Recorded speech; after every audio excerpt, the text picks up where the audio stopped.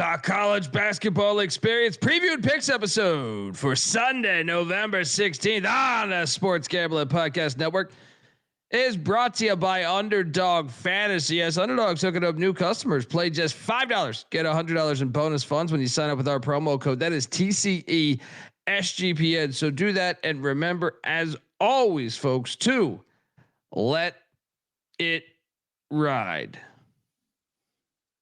Hey, this is Pac-Man Jones. You're listening to SGPN. Let it ride.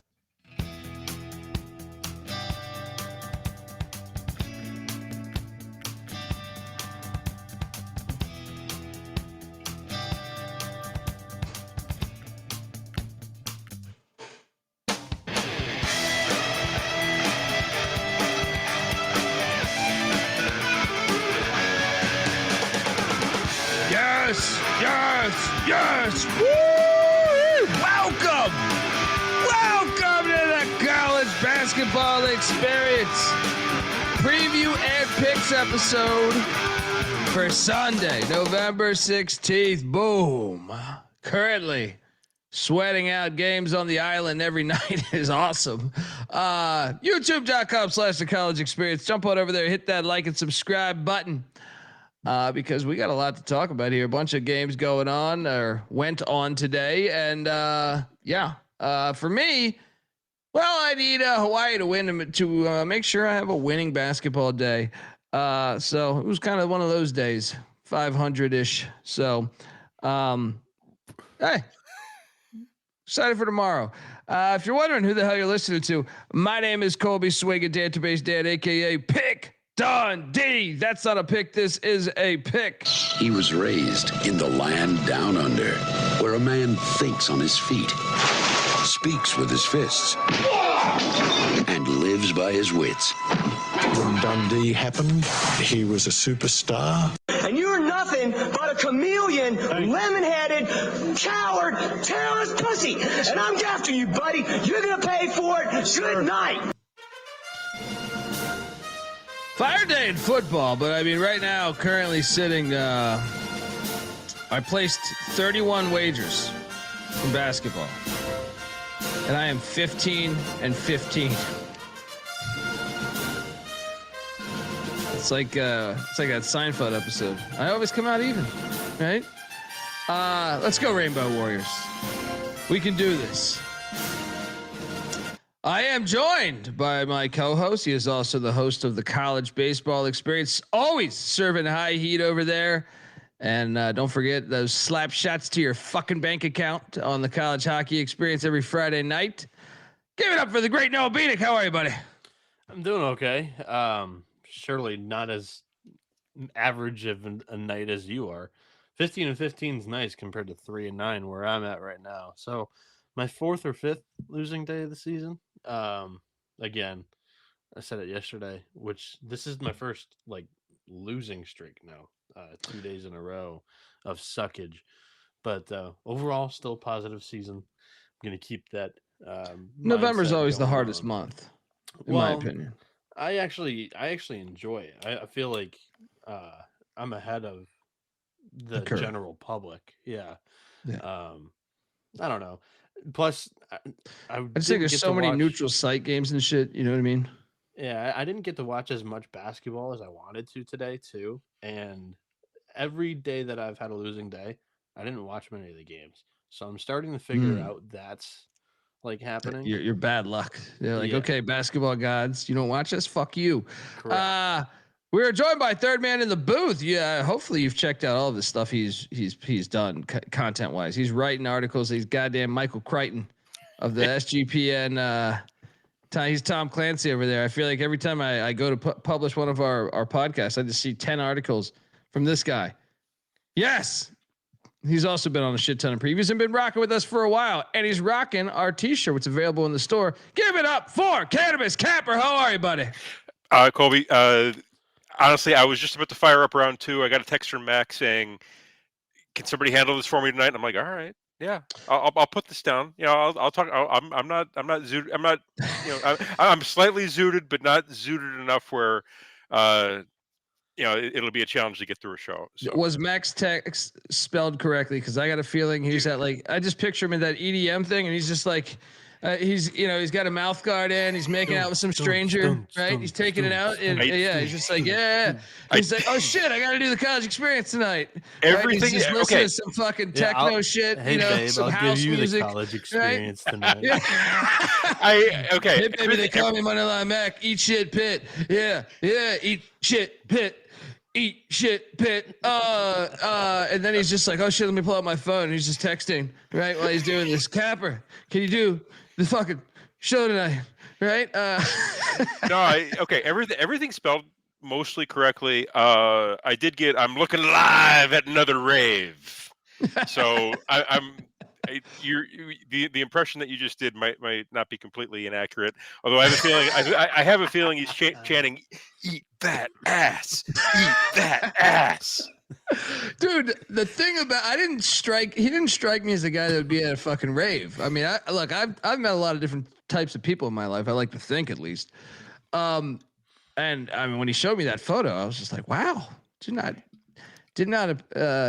think it'd be him. Well, he's hanging around with those private schools, and you'll just do anything for pussy. That's just the reality. When you're back on the street, I mean, fuck, you'll go to whatever your music is that you don't like, you will go to get pussy without question. Look, I've been married for a long time. I could not imagine having to go back in the market now. I'd be a fucking hermit. Like, seriously, I'd have a cave.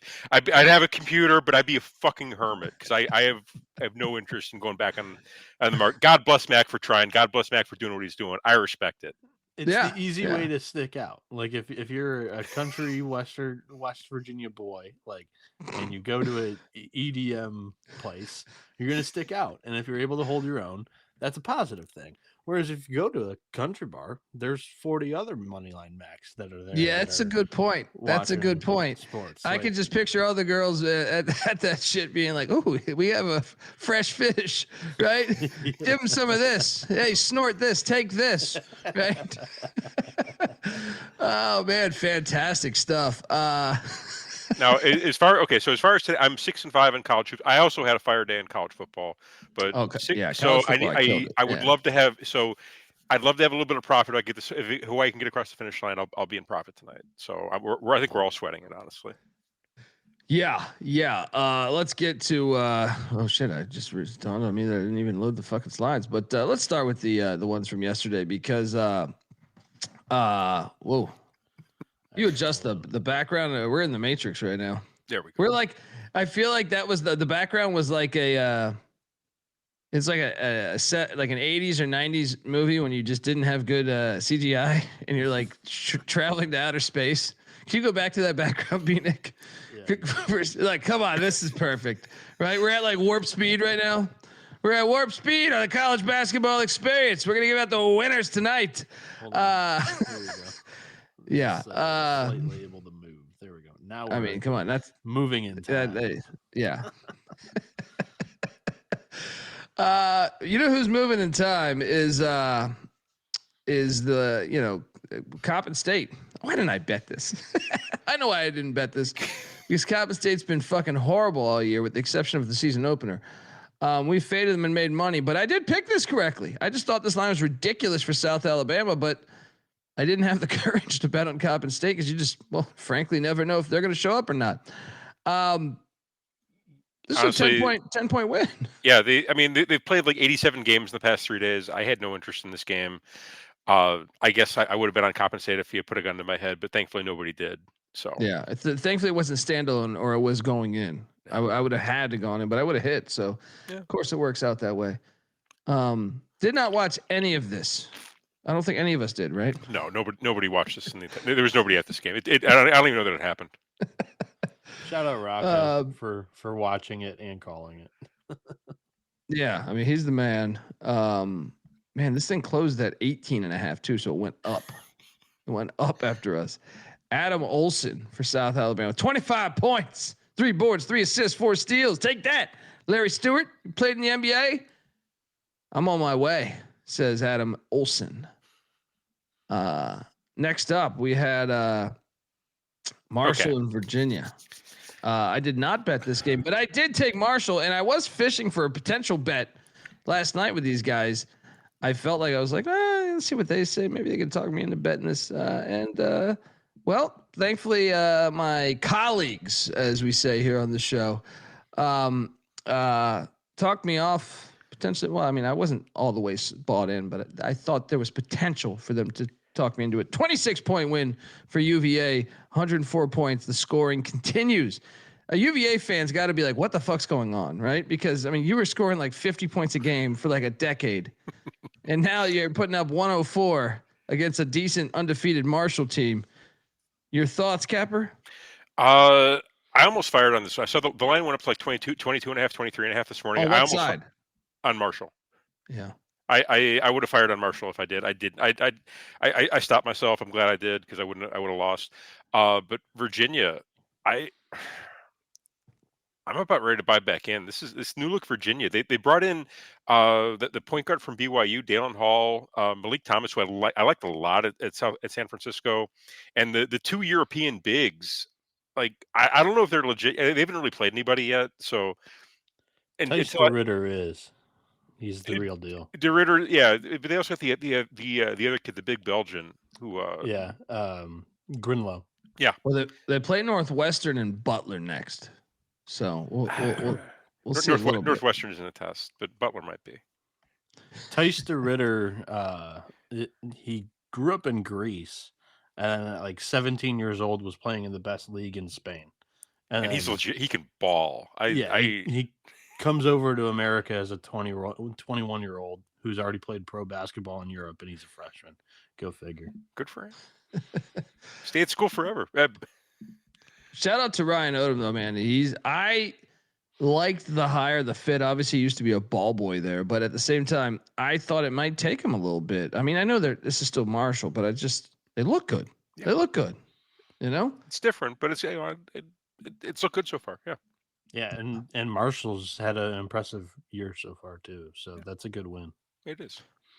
Yeah. My first lock of the day was the Georgetown Hoyas, and they hit 79-74. I wish I could say I watched it, but I did not. Might throw it on tomorrow morning or something, but I'm still on 3 hours of sleep from yesterday, and I had to drive a while for my niece's birthday, so I didn't get the chance to tune into this one. Anyone else take Georgetown? Bieniek, you took Georgetown, right? Yeah, this was a triple lock on last night's show. From the way that Capper was reacting, it looks like he had the Hoyas too. Right. I think Ed Cooley's got one of his really good 2010s, early 2020s Georgetown teams where this team is not going to be too explosive offensively. Providence teams, right? Providence teams, you mean? Yeah. Yeah. Sorry. Yeah. You're good. You're good. That's what You're good. Yeah, he's got one of those teams where the offensive talent's not really going to jump off the floor, but they're going to, grind these types of games out and be physical, and that's what you've got in a guard like KJ Lewis. Like he's a late game closer. He's a downhill guard who can play defense. Like that's almost everything that comes in a Ed Cooley guard. Him and Malik Mack are like a nice pair because Mack can create a bucket or a shot, and that's kind of like his role in the offense. And he's probably their weakest link defensively, but at the same time, they've got a lot of good around them, and they're figuring out what they want to do at the five. They had Iwachukwu play quite a bit off the bench today. Freaking mountain, too. Yeah, and that's where Clemson's really shined in the recent seasons is down low, and Georgetown didn't really give them anything free, and I think that's definitely a plus. Overall, I'm not going to overreact too much this win because I don't know if Clemson's going to be like a firm NCAA tournament single-digit seed this year. But I think this is a great win for Georgetown and a great win for the Big East because we'll talk about it. The Big East right now does not look tremendous. Yeah, shout out to Daniel Katie. I know Daniel is good dude. But hey, the stat I'm seeing here, like I said, I didn't watch the game. So the biggest lead Clemson had all game was 7. Meanwhile, Georgetown's biggest lead was 10. So I don't know how if this stat is accurate. They weren't up that big. There's a pretty even box score though. Going through this thing, Georgetown was just a little bit better from the field, and they shot more free throws. It's a pretty even box score though. Clemson, doubled them up on the offensive glass. Clemson turned the ball over 2 more times. Points in the paint. Georgetown only had 2 more points. So it was a pretty fucking even box score. I mean, Cap, who'd you take in this? I jumped in on Georgetown with you guys. I thought it was the right side, and turn it was. I'm interested to see this Georgetown backcourt once they get Langston Love back healthy. I know he played like 5 minutes in this game. That motherfucker stays injured. He's like in Colby Dant. It's like I swear, like that guy, he's born on the injury report. So once they get him back, it'll just give him another weapon to use. But yeah, no, great win for these Hoyas. I'm interested to see what these they're going to be chippy in Big East play. So yeah, I'm glad to see they're back. College basketball is better when Georgetown is good. Amen. I think they might have a chance to be better than chippy in the Big East, because in the preseason I think we all picked them 5th or 6th. But the way that Marquette looks, I've been a little disappointed with the Golden Eagles. I'm also not huge into Creighton this year either. I think Cooley's got a chance of a top 4 finish this season. It's possible. I definitely think it's possible based on when you think about those other teams.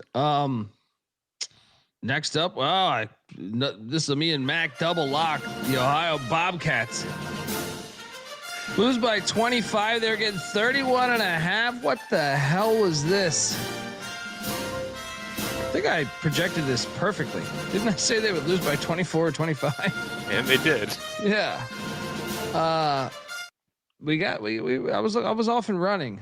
I hit a cold streak in the middle of the day, but I was off and running here looking at this. I actually watched a little bit of this one, but Louisville continues to kick ass. I'm not very surprised. Like I said, I kind of projected this exact thing. They turned over the ball, or Ohio turned over the ball 17 times. They got outboarded like you would expect when you go play a high major in a lit environment. I will say Louisville was 16 of 35 from 3. Pretty impressive there. Cap, what'd you do here? I honestly did not touch this game. If I gun in my head, I probably would have taken Ohio, but I just thought the line too many points, but I don't trust Ohio enough to bet on it, so I stayed away. Yeah, Bieniek. I don't remember who you took, but I know you didn't lock it because I remember me and Mac doing double lock. But what did you pick Louisville in this game. They showed up on the offensive end of the floor, but kind of going through the motions on the defensive end. Yeah. It was kind of one of those games where they were running up the score offensively and kind of checked out defensively was my takeaway there. I mean, it was a little bit of a sandwich spot, and I got nothing more to add there. Yeah. Next up, we have Moneyline Mac. Oh wait. Oh, did this game start later? Why is this? New Haven won by 13 against Delaware State. I picked this correctly. I think me and Bieniek did. Yeah. We did not bet this. We did not watch this. Shout out to the Chargers. And Cannabis Capper, feel free to interject if you had bet this game. I did not bet this. Good to see the Chargers. These though. Yeah. Good to see the Chargers picking up a win here, but they're getting back on track after getting off to a rough start in D1 basketball. But no, I did not bet this game. I did not. Yeah, sorry. I apologize for not bringing the New Haven takes. No, I'm just saying in general, because I don't know what you bet. So just say, hey, I bet this one, and instead of me just saying, hey, did you bet this? Look, Mac convinced me to bet Kent State here. And I want to give him shit because this was not the correct play, as they only won by 7. Gillespie, though, 30 points, 13 rebounds, 4 assists. Holy shit. This was in what, White Springs? This was the Waterfalls, whatever the fuck. Yeah. Waterfall. Whatever the fuck they call this shit. I didn't have strong conviction before Moneyline McIntyre talked me into this one. Shout out to Derek Blaylock giving us $20. Appreciate you, brother. Glad to see you crush UFC. Yeah, I didn't catch this. Are you surprised? I mean, I'm a little surprised they gave up 95 because Kent State was a good defensive team. I feel like, most Not years. this year. Not this year. Me too. I think the reason for the volume of points that Kent State's given up so far this year, not just in this game, 103 to Troy, granted overtime, 102 to Cornell, 77 to UNC Wilmington when they were up in that game by 25 in the first 10 minutes. And then 95 here to Cleveland State, who's not going to be a very great offensive team this year. I had the under in this game, if you recall. The total was 163.5, and this thing got blown out of the fucking water. Senderov's team this year has a completely different identity than they've had in recent years. The last 4 years, none of those teams were top 150 in tempo. This team's top 70 right now. They're playing at a blazing speed pace. They're running up and down the floor. They're taking early shots. Like if they get a three that is in any manner, like not fully contested, they're going to take it. And they've been, rebounding very well. They are grabbing extra possessions as well. So this Kent State team is, I think, there's a different philosophy here, more emphasis on the offensive side of the ball. And they're willing to get into these blitzkrieg fest back and forth. And if they give up points, they give up points. Cause that was the other UNC Wilmington game. I've watched Kent State twice this week, and it's like, oh man, they're a completely different team. Yeah. It's pretty shocking. Did any of you guys bet this? Bieniek, did you bet this? I had the under 163.5. Okay. I honestly, I stay away from all the ballroom. It's just the ballroom games are always a weird environment. I tend to stay away just because I don't trust what's gonna. I'm not gonna put hard-earned American dollars on a game where we're playing in the freaking ballroom with the lights are super screwy. They are. It's a goofy environment. I don't know. It's a stay away from me. I'd rather put hard-earned American dollars on Boise State money lines. Yeah. Next up, Detroit and Toledo. I did not bet this, but I got it right. I took the points in Detroit. I think you guys took Toledo. It was really close to that number though. 90-83. The Rockets get that dub. Still don't know how impressive that is because I thought Detroit was terrible personally. I just thought the regionality was the points. Give me the points because the regionality. So if Toledo's going to be good this year, they were going to need somebody that wasn't necessarily on the radar to have a breakout year. Leroy Blyden, freshman, played 39 of the 40 minutes today. He's from Detroit, played against his hometown team, kind of, not really. Guys from Detroit will most likely call Michigan State or Michigan their hometown team, but still played 39 minutes in this game, put up 20 points, had 7 assists, just 1 turnover. This is a freshman point guard. They had Sonny Wilson, who was their point guard for 2 or 3 years running now. And this Blyden kid has come in and played even better to begin the season. So positive signs for the Rockets. They are going to need somebody that came from off the radar to get this team into title contention in the MAC, because they looked like there was some space in between them and the title contenders this year in that conference. Yeah. So I was having a winning night, and this is where I take my turn, by the way, early on, and then I rallied it back. Do you guys feel like when you do this, it's just waves? Like, yeah. I feel like a lot of times I start off either I start off horrible and then I catch fire, or it's like, some days you're just hot the whole day, but there's somewhere it's like, I start off 3-0 and then I lose 6 straight, and then I come back and it's like, it's like we're surfing over here. Sometimes you just have to remind yourself that these Saturdays are like Monday and Tuesday and Wednesday combined because of the amount of games. I know we're not into the mega Saturdays yet, but that's like always for me, the Saturdays, because I I hate it because you'll have a positive morning slate, and you're like, you still got 2/3 of the slate to go, buddy. Yeah.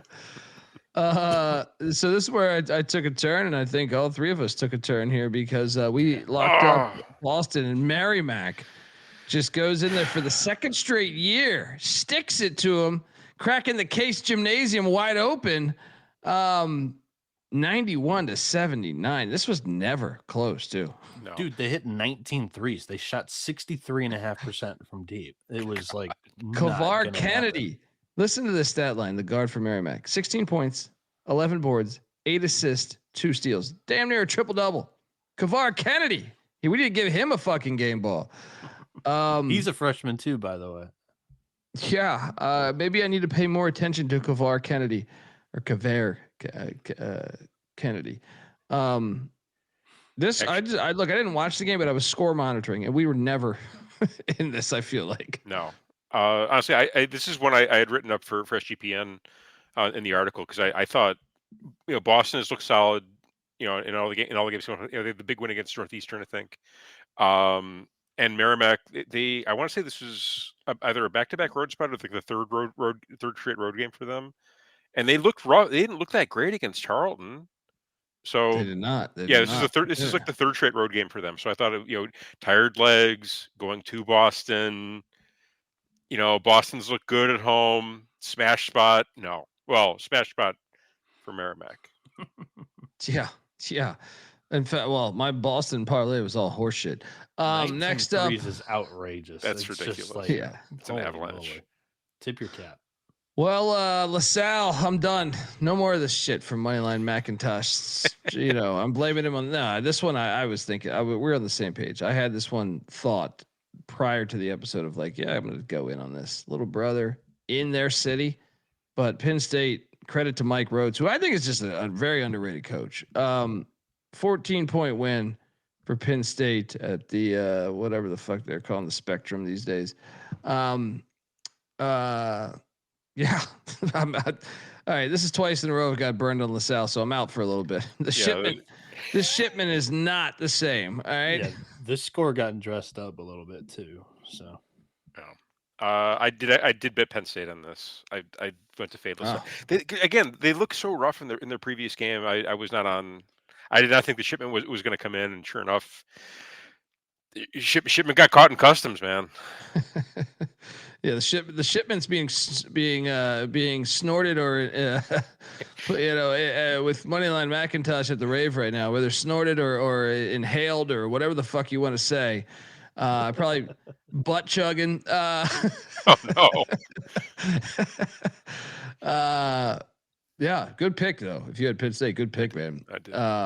Yeah, my Mike Rhodes, he does well against these. Sometimes I feel like I think I'm trained to think the previous coaches from Penn State, and I'm like, oh, they're gonna struggle here. But I feel like Rhodes actually does pretty well with these group of or mid majors. So next up, we got. This is the other end. This is the other end of my parlay here. Fucking Northeastern. Vermont 85, Northeastern 74. Final game in the gymnasium. Fuck off. I was not going to bet this before he was selling me on that shit. I'll detonate that gymnasium right now. Building plays are 0-3 on the year. St. Thomas, Furman, Northeastern. They've got one more hockey game that they're playing in there, and then I think they might be detonating it. I heard they're turning it into a parking lot. So yeah, I don't know why. I don't know. Shout out to Vermont though. Yeah, Vermont is back. The wagon might be back this year. This one I really like. I'm mad at myself because I know the history that I've been doing the show. There was 1 year blemish, I would say, but Vermont is Vermont, man. You always got to respect that. It is. Not a parking lot for Northeastern. That might have been a different school. I heard this too from a hockey podcast that I listened to. It's going to be like a multi-purpose, like athletics, like kind of like training area for Northeastern athletics. Oh, so the Boston version of the Steinberg Wellness Center. They're renovating it. Yeah. They had is this wait, I can't remember if they have Nickerson Field or if that's I always get Boston and Northeastern confused. Either way, bring back your football program, you cowards. They made the FCS playoffs like the year before they ditched the football program. Fucking losers. Next up we had Jacksonville and VMI. Remember, see, this is where I had discipline.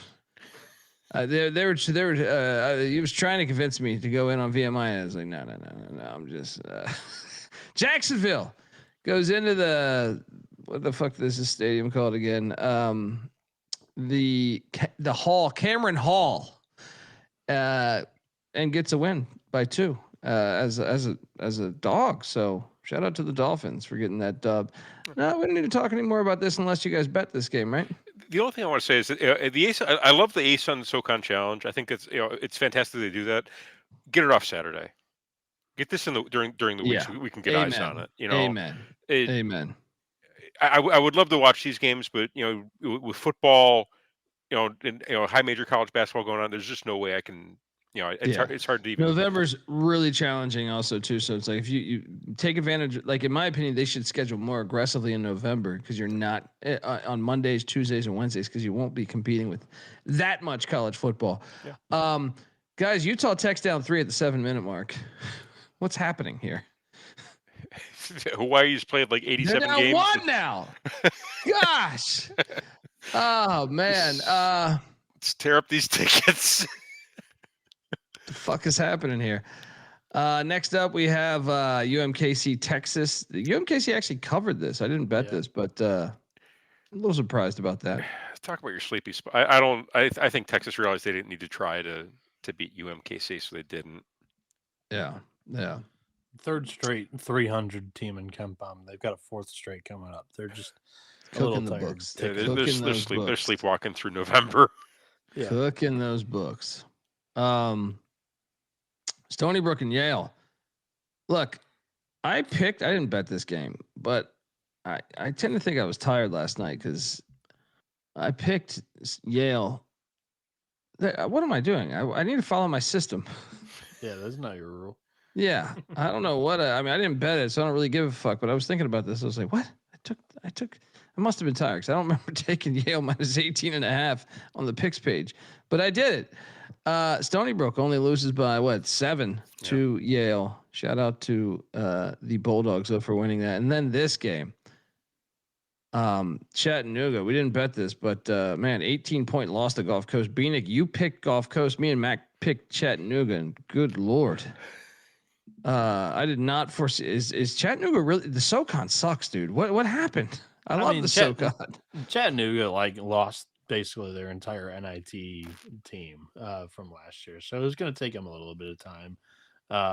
I still think they're a competitor in that league, but FGCU's the favorite to win the ASUN, and I thought at home they'll get up for this game, and boy did they. They had 2 guys drop 20 points in this one.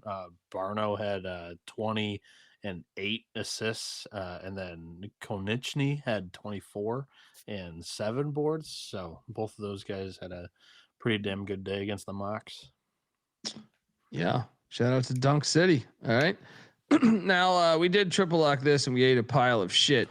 The Denver Pioneers. And this, honestly, I was score watching this and I feel like we were always losing. I mean, I guess I didn't see the score like the first 10 minutes of the game, but after that, we were always losing. They got back into it in the second. Yeah, I mean, like I said, I pulled it on my phone. I was at a function, so I was like, every time I'd look, I go, "God damn, fucking Denver!" Right? They were down 10 for probably the first 25 minutes of the game. They were the better team in the second half. They just dug themselves too big of a hole. Carson Johnson had 29 points for the Pios. He's a damn good player. It's a frustrating one because UTSA had looked so ass against Texas State and against SIUA that and Denver had looked so solid. Again, maybe it's a case of we've been trusting our eyes a bit too much. As far in this early slate. Yeah, I will credit my cocktail napkin, which didn't have Denver as a favorite in this game.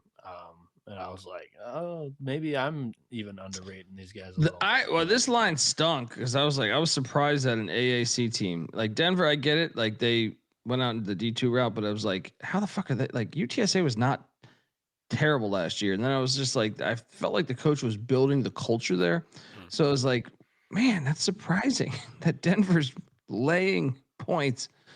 But still, I dove into the stink and I paid the ultimate price. I think UTSA was good against the spread. They weren't like great last year as a team. I'm just saying, like, I thought he made big strides. I know they weren't like contending, but I'm saying like they compared to years prior of UTSA where they were just complete trash. I thought they were chippy. Now that doesn't mean they had a winning. I don't even think they had a winning record. No, not but, close. Yeah, but I thought they were making big strides. Daniel, it's a Summit League team. Of course they're not good. Like it's mid-major basketball and a low major. Yeah, they're good because they have continuity, and then teams are going to catch up to them in the middle of the year. And yeah, I mean, we've been talking about because it's easy to bet on teams with continuity and returning minutes. It is, especially this day and age. Folks, I want to tell you, the College Basketball Experience is part of the Sports Gambling Podcast Network, and you can get every episode of every show in our convenient feed, the SGPN feed. Make sure you check that out. I also host the CFL Gambling Podcast, which the Grey Cup is happening, technically today. It's 1:30 in the morning on the East Coast. So it's not too late to jump over to the CFL Gambling Podcast. We gave out our picks, our totals, our sides, DFS props, first touchdown props for the game, just everything you could think of when it comes to this. We are also the home of the huge tits parlay, so you're gonna want to check that out as well. Also, NFL kicks off. Isn't there like a game in like fucking Indonesia or some shit like that? They got a game in a different country every damn Bangladesh, right? But the NFL, look, highly recommend the show. 3 very funny comics that I've hung out with that are. This show is probably fucking hilarious. The most recent one I haven't listened to, but I've listened to the ones prior. Sean Stack of the Money Green with Doug Stanhope and Brandon Walsh. NFL picks. Get to the points. Check it out. And remember, as always, to let it ride. We're also brought to you by Novig. Yes. Look, Novig is America's #1 sports prediction market. With Novig, you're getting the best prices. Novig's available in 35 plus different states. Download the Novig app and get $50 when you spend $5 if you use our promo code. That is SGPN. So get in on the action with Novig. Promo code SGPN. And we're also brought to you by Underdog Fantasy. Underdog's your home for pick'em entries where you can win up to 5,000 times the amount of money you enter. We play the college hoop style Underdog Fantasy every single night. So jump on over there. Underdog's got a brand new offer for new customers. Play $5, get $100 in bonus funds when you sign up with our promo code. That is TCE SGPN. So do that and let it ride. All right, we are back, still recapping a wild day of college hoops, and ate shit here as Maryland just goes in. The buzzsaw says, yeah, Wisconsin, I'm back, baby. And I'm better than ever because the Terps go in there and win by 7. So, Colby, did you watch this one? I'm not pressing you or anything. No, I did not. Marquette was up double digits in the first half and late in the second. Pharrell Payne from Maryland makes an incredible drive for a dunk. I'm actually surprised that like an injury like this doesn't happen more in college. Oh God. I don't mean to like get sidetracked on that, but he dunks it and then lands on somebody's foot. Anyways, it was a terrible injury. And he's like did the splits and was like clutching it was horrific. His hip pointer was basically like Kevin Ware. Yeah. So anyways, Pharrell Payne, their best player who is healthy because they don't have Solomon Washington. I don't know if Rodney Rice played again in this one. So this was kind of your Pat Ewing effect. Best player goes out, team rallies. Maryland came back late, won this game, and looked like the better team late in the final 10 minutes of this. yeah, the storyline's been like, oh, Shaka Smart, he's got to use the portal. Shaka Smart this, Shaka Smart that. I mean, we talked about it last night. We still dove in, but he's not great as a favorite. Everybody knows this. Yeah, he's not good as and honestly, Mark, like to your point, even before today's game, which I didn't watch, is Marquette hasn't looked great all year. Yeah. But that was my takeaway is they were winning this game. I don't think Maryland's going to be very good this year. Farrell Payne's going to be out for a while now, I do believe. And then I think this is a tough loss to take on your home floor. Unfortunate circumstances, because I do think that, in that weird basketball way, Maryland was able to rally around that and win this game. That was my main takeaway. Chase Ross had 31 points for Marquette, but they shot 11 of 40 from 3. That's not gonna get the job done. Yeah, that's surprising for a Marquette team too. It is, like, yeah. Yeah. Especially at home. Yeah. To your point, the Big East. The other thing too is they had so many second chances and weren't able to pull this thing out. They had 20 offensive rebounds in this game. That's a little disappointing. That's kind of even more disappointing to me than the 3-point percentages. Like you had that many more shot attempts than Maryland, and you still ended up giving up 90 points and losing the game. So what? I'm just playing this out in my head right now. St. John's lost to Bama. Providence lost to Virginia Tech and Colorado. Yeah. We'll talk about UConn later on. So, but Nova lost to BYU. Creighton lost to Gonzaga. DePaul lost to Buffalo. DePaul lost to Northwestern. Northwestern, yeah. Xavier lost to Santa Clara. So. And Iowa. So it's like, man, they've had a Providence, Virginia Tech, and Colorado. Yeah. I said that's what I was alluding to earlier when talking about the Georgetown. They got a big win with Georgetown over Clemson because the rest of the conference did not look good today. Yeah. Shout out to the Buzzsaw. That one's a personal game too. So shout out to him. I'm sure, even despite the injury, that probably means extra to him there. The Greyhounds. Speaking of Maryland basketball, the Loyola Maryland Greyhounds, who I picked, I just didn't bet. They stuck it to Stonehill, 74-63. No one bet this, right? We can move on. We can move on. Silver bus drove right through the graveyard. Yeah. Loyola might not be that bad this year. They've been chippy.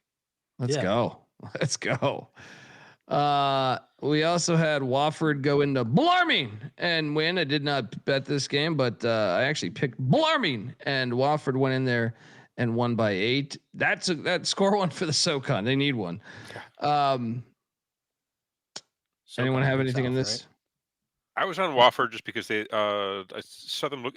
They got wrecked by Auburn, but they look good against Milwaukee. So I thought, this would be a good spot for them. And it turns out it was. So sorry, I thought you said Winthrop. My apologies. I might have, because I was thinking about Winthrop. Guys, I was thinking Colby. I was like, oh no, I'm incorrect. My apologies. Yeah. Next up, I did cash. Oh no, I didn't. And 2 more. Princeton, Kansas. We laid off this with the Duke game, and thank you, because I was actually considering betting this before I realized that Duke was the next opponent. Princeton, they covered this one by about 5.5 points. So, yeah. The story of this game is the post-game presser. So they played without Darren Peterson today. Yep. And he's like the heart of the team, the heart of the offense. Their stud freshman, who Mac, Cap all had, like, we didn't plan it pre-show, but we were all like, yeah, he's gonna be our freshman of the year. And I was talking about it before the North Carolina game. Like, this kid needs to stay healthy. He's already had some cramping issues early on in exhibitions and in game 1 of the regular season. Well, it turns out that in the post-game presser, Bill Self said it was a hamstring strain, which is a lot different than cramps. Yeah. And a much trickier injury. And with Duke next, I don't know if they're necessarily going to push that. So when that line comes out, I wouldn't be surprised if it's a little bit larger than we originally would think it to be. I can see that. It's a good call. Yeah. We double locked the Winthrop. There we go. Yes. Eagles. And they cruised. This was a 40-point fucking win. 36-point win against Mercer. SoCon. They're like the Big East of the mid majors. It pains me to say that because I love the SoCon, but it's early in the year. But shout out to Winthrop. We were all over this one. And next, my money line did not hit, but it was right there for the taking. As I believe I battled Moneyline Mac. Butler loses by 2 in Dallas. Score 1 for the ACC. This is another one, by the way. ACC against the Big East. Man, we were there, though. We were close. We were close to this one. It was tied up 85-all. Butler had a halftime lead up 5. I thought my money line was going to hit again, guys, but it did not. Thoughts on the game, Capper? Honestly, did not see this. Did not bet it, but nice to see Butler get being chippy in this game. At least they got the cover. I haven't had a chance to get eyes on them a lot, honestly, this year. But yeah, good cover for Butler. It's actually shocking because they held SMU to 4 for 13 from 3.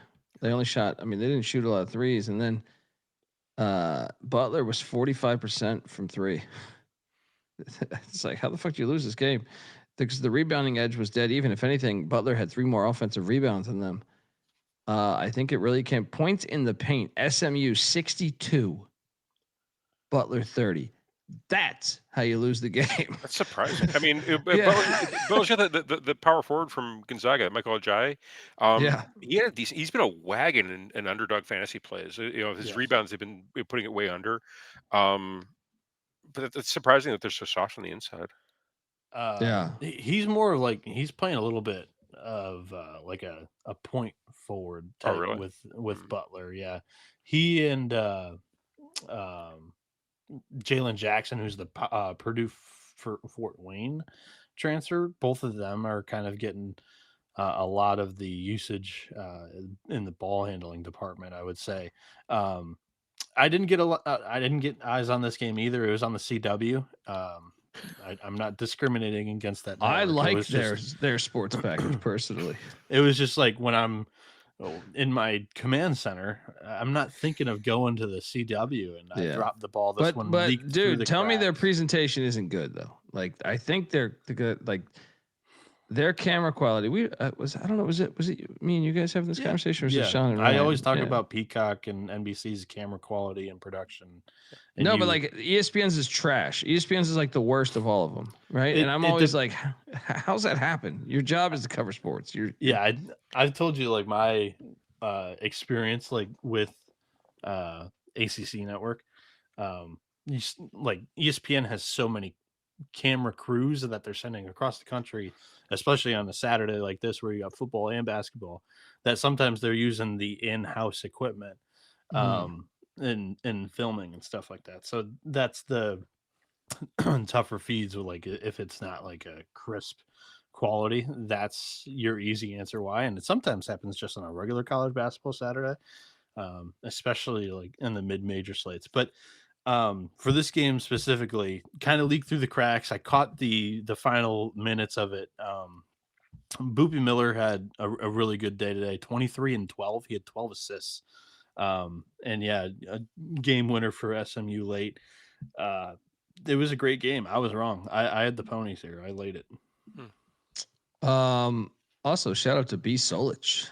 Hey guys, Newberry here. Just found the show this season. Now daily. Just got my college basketball hoodie delivered yesterday. Shout out to you, brother, and welcome. Tell a friend. Newberry, as in like, what Newberry is that? Across the pond, Newberry, or? Did he get auto corrected? But mean to type in newbie and get auto corrected. That's probably that's where my head went. I thought maybe this is some slang from the youth. Yeah, well, I'm a Newberry here. I'm I'm always like, we've got from Playa del Carmen that we've got in here. We've got Australia. We have somebody from Trinidad and Tobago that tunes in a lot. Yeah. Was it Trinidad or Tobago? Trinidad and Tobago. Oh.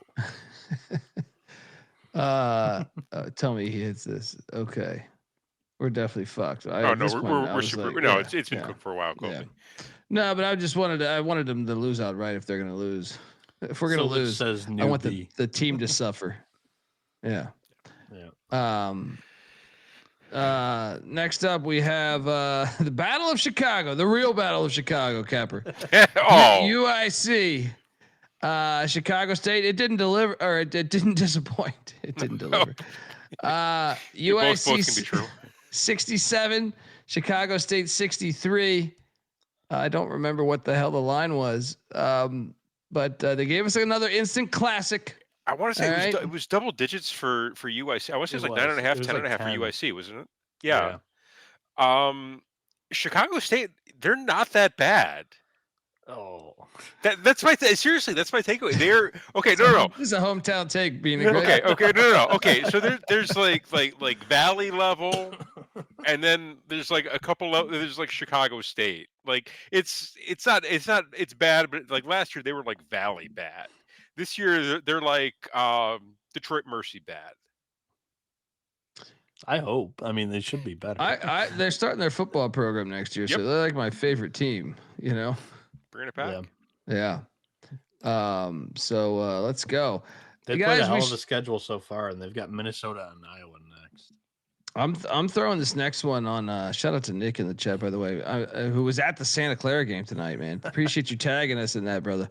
Anyone going to any games? Hit us up on Twitter. Tag it. Yeah. We love. We will pump it for sure. Yeah, we will pump it. It's great. Shout out to Joel giving us $20 too. Best cappers in the industry. Sorry, being good.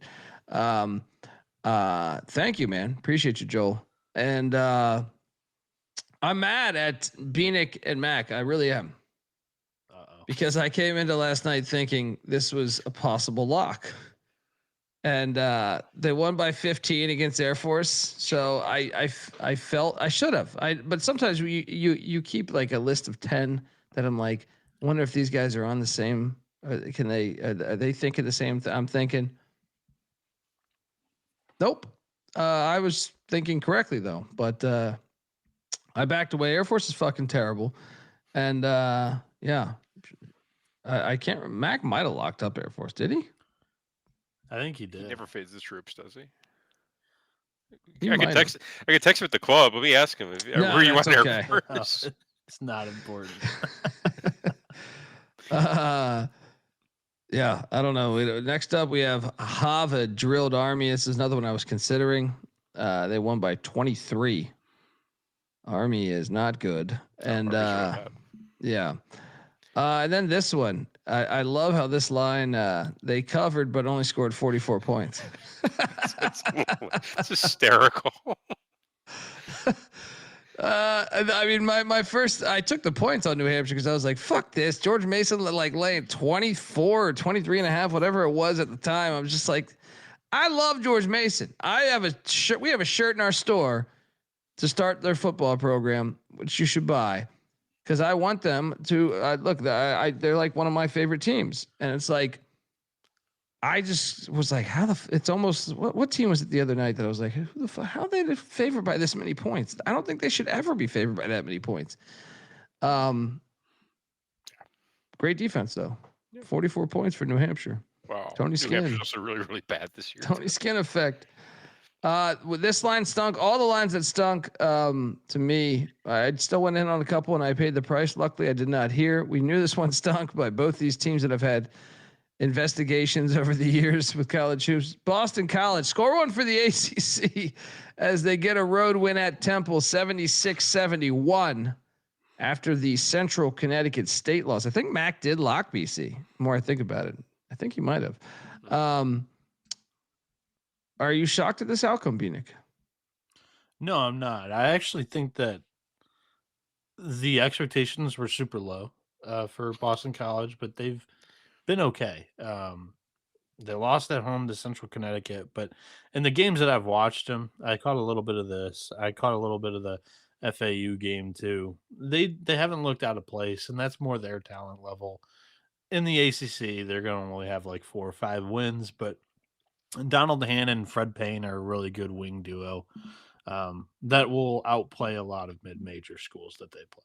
That's the takeaway. That's like BC's going to be an auto fade, but they're not it right now. They have some talent there, so that's what I have on BC.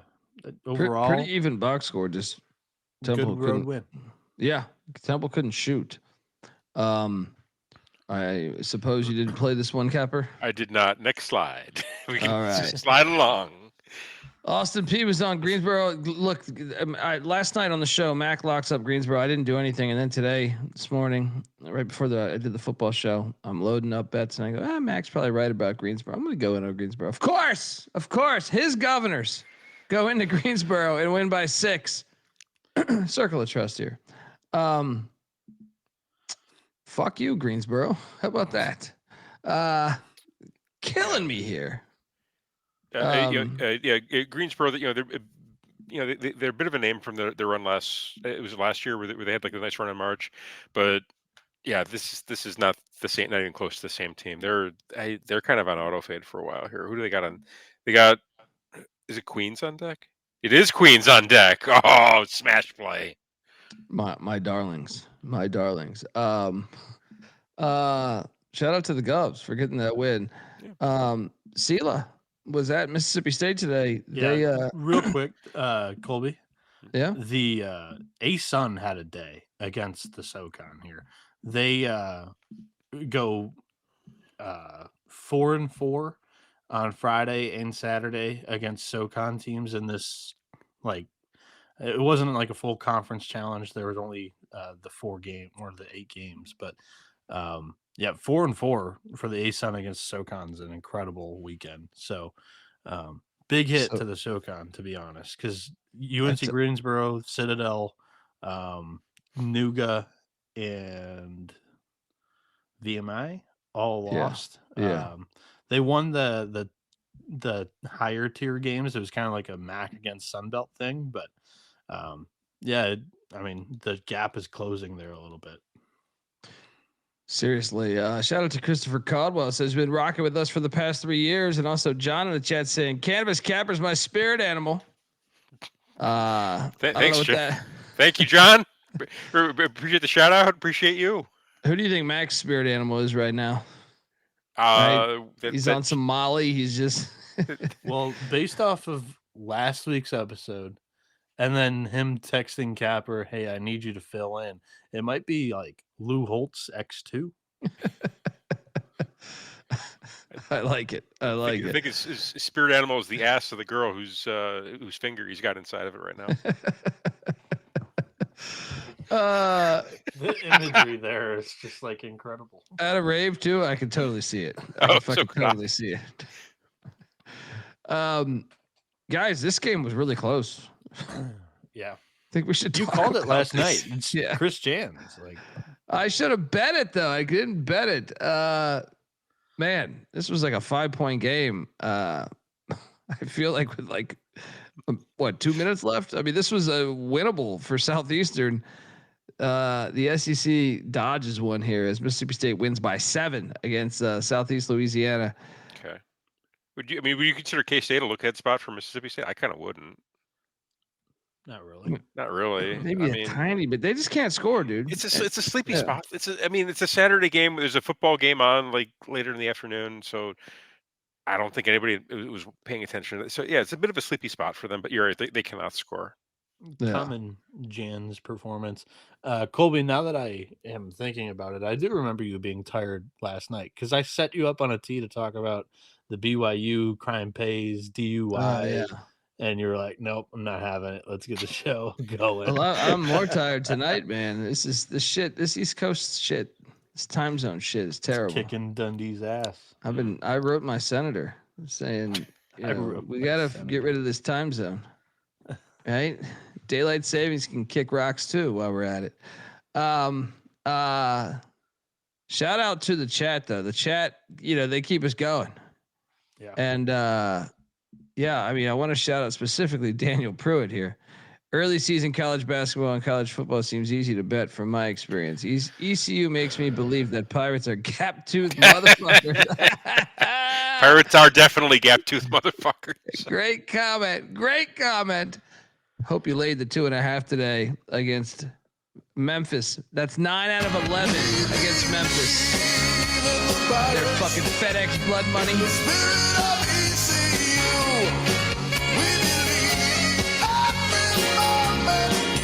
There was nothing that we couldn't do. This comment from under a snowbank is top tier.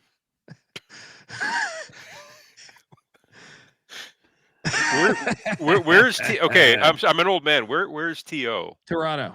Oh, okay. Yeah. I hold on. Go back to it. I got to read it for the audio side.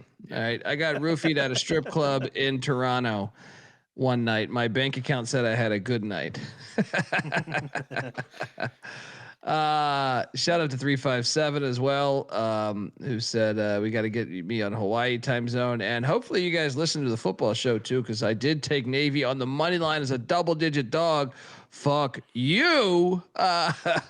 Not you in the chat, but I'm saying you, just the world. Next up, Arkansas Pine Bluff. He needs the Cancun time zone. That way it's not like too Hawaii time zone where they're like not. I love too late. Cancun. I've had many a great times. I had to run from the police one time in Cancun. Let me tell you something. Having Air Force Ones on the beach, running from police, not a good move. Yeah, I was playing baseball during the high school spring break, so I didn't go to Cancun, but my buddies did, and it was during the whole cartel like crackdown. So there was like I feel like that's always Cancun, right? Yeah, true. But we're doing a cartel crackdown here. Yeah, there was like whoever the feds were like literally on the beach. Shout out to the feds. Yeah. I mean, I was running from like 10 cab drivers and 2 cops. So I mean, they tried to set me up. They tried to set me up with a scam. So I got in the cab, me and a buddy, and we might have been smoking a cigarette at the time. And I don't smoke cigarettes, but when you're 18 or 19 or whatever the fuck, somewhere right around there. Well, we were smoking a cigarette for whatever reason, and went to ash out the window, and the window in the cab dropped completely into the slot, right? Okay. And we're like, what the fuck? It's like, oh, that's weird. Well, then we get out of the cab, and they were trying to have us pay for that, which then led to some pushing, shoving, perhaps a punch. And then I forgot that we are not in our country. And he whistled over like 15 fucking cab drivers. and all of a sudden the police stops by, and we just start running. We're a little shot in the ass too. We've been drinking for a few hours. And we had these guys chasing us on the beach for a good 5-10 minutes before we were able to find a shopping mall. And that's my story. I don't know that the police were actually on the beach, but they definitely pulled over, and that's what made us run. The cab drivers were on the fucking beach following us. But anyway, we never paid for any cab, and it was a fun time. Cancun's great. Yeah. My question was going to be like, did you just piss off the one cabbie and like 15 of his buddies followed through? And it turns out. Yeah. But they set me up from the start, though. That fucking window was propped up. It was propped up. They were fucking with me from the start. I didn't destroy any window, right? Who's a propped up window? Some say Arkansas Pine Bluff. They're terrible at college basketball over the past few years, especially with Doc Bradley. Gone. They did cover though, and I did take the points on the picks page. I just did not bet this, as they only lose by 29 against Vanderbilt. Next slide. Yeah, you can. Noah has something he wants to say. This one. I'm going to talk some shit. Okay. I flew solo on Queens. You did not fly solo, my friend. You just didn't know it. There we go. 81-64, 17-point win for our Royals. Getting it done.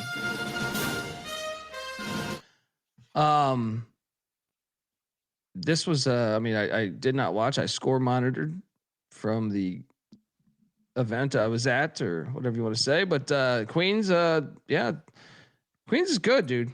There's value on Queens. I still think I thought there was value. Yeah. I thought the number was way too short for Queens. I think they're number one. They're way better than Sacred Heart, just on the offensive end, and they were chippy enough. And Sacred Heart can't really score on offense by themselves. So all they need to do is just like be in the way, and that's exactly what they did. So, and we got the easy cover. So shout out to Queens. Thank you very much for getting us back in the win column. Yes. Bieniek, did you touch this game at all? Nothing more to add. Didn't bet it. Didn't watch it. This is easy money. Easy money, Noah. Yeah. Binghamton Longwood was also an interesting game, as Longwood won by 8. Binghamton covered. I think I did pick this correctly. I can't remember, but I think I did. Next up, we had East Tennessee State. Okay, we got to talk about this game a little bit. Mac locked the North Alabama in 8 shit. Okay.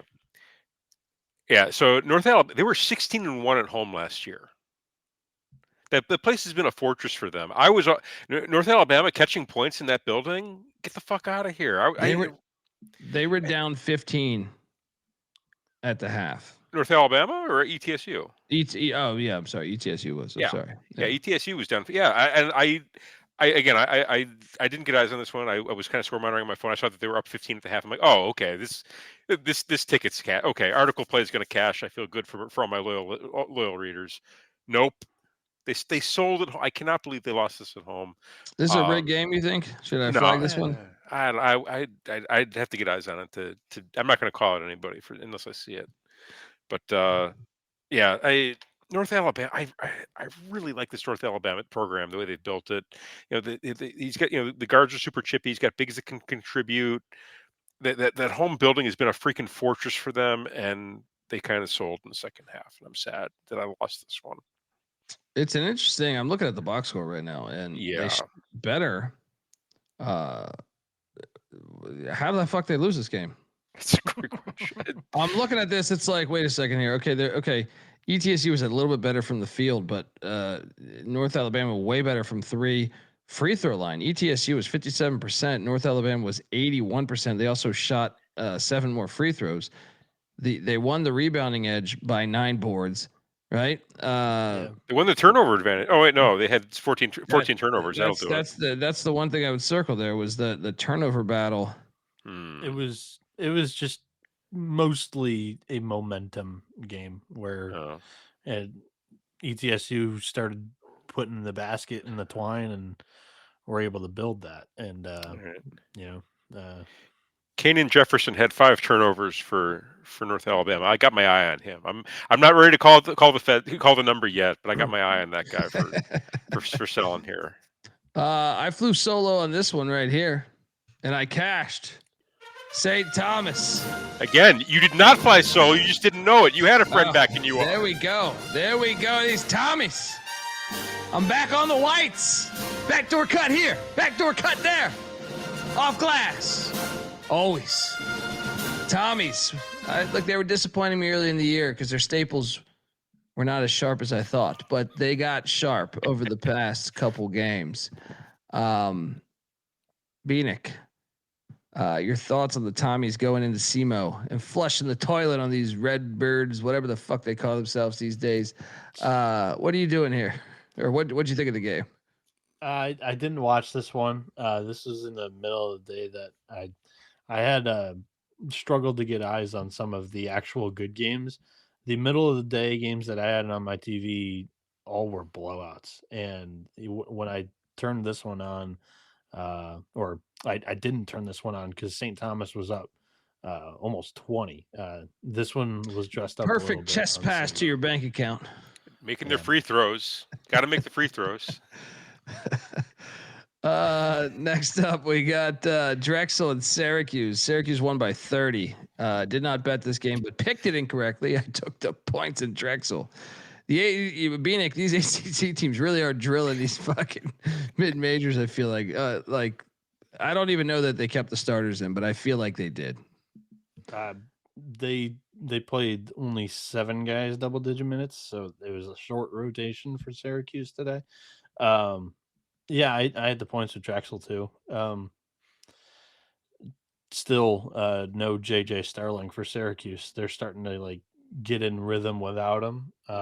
So that's a positive thing for Cuse fans. And then once he enters back into the lineup, then they'll have to refigure out how to play with him, because he is a volume shooter. So that'll be interesting. They've got a couple of big games coming up in the Vegas NTE, right? Yes. Oh yeah, that's right around the corner. Right, they're gonna get fucking destroyed. I think so too. There's gonna be value here because they're cooking the books a little bit. Just a little bit. Wright State and Radford. Oh my God, I picked this correctly, but I did not think this would be the outcome.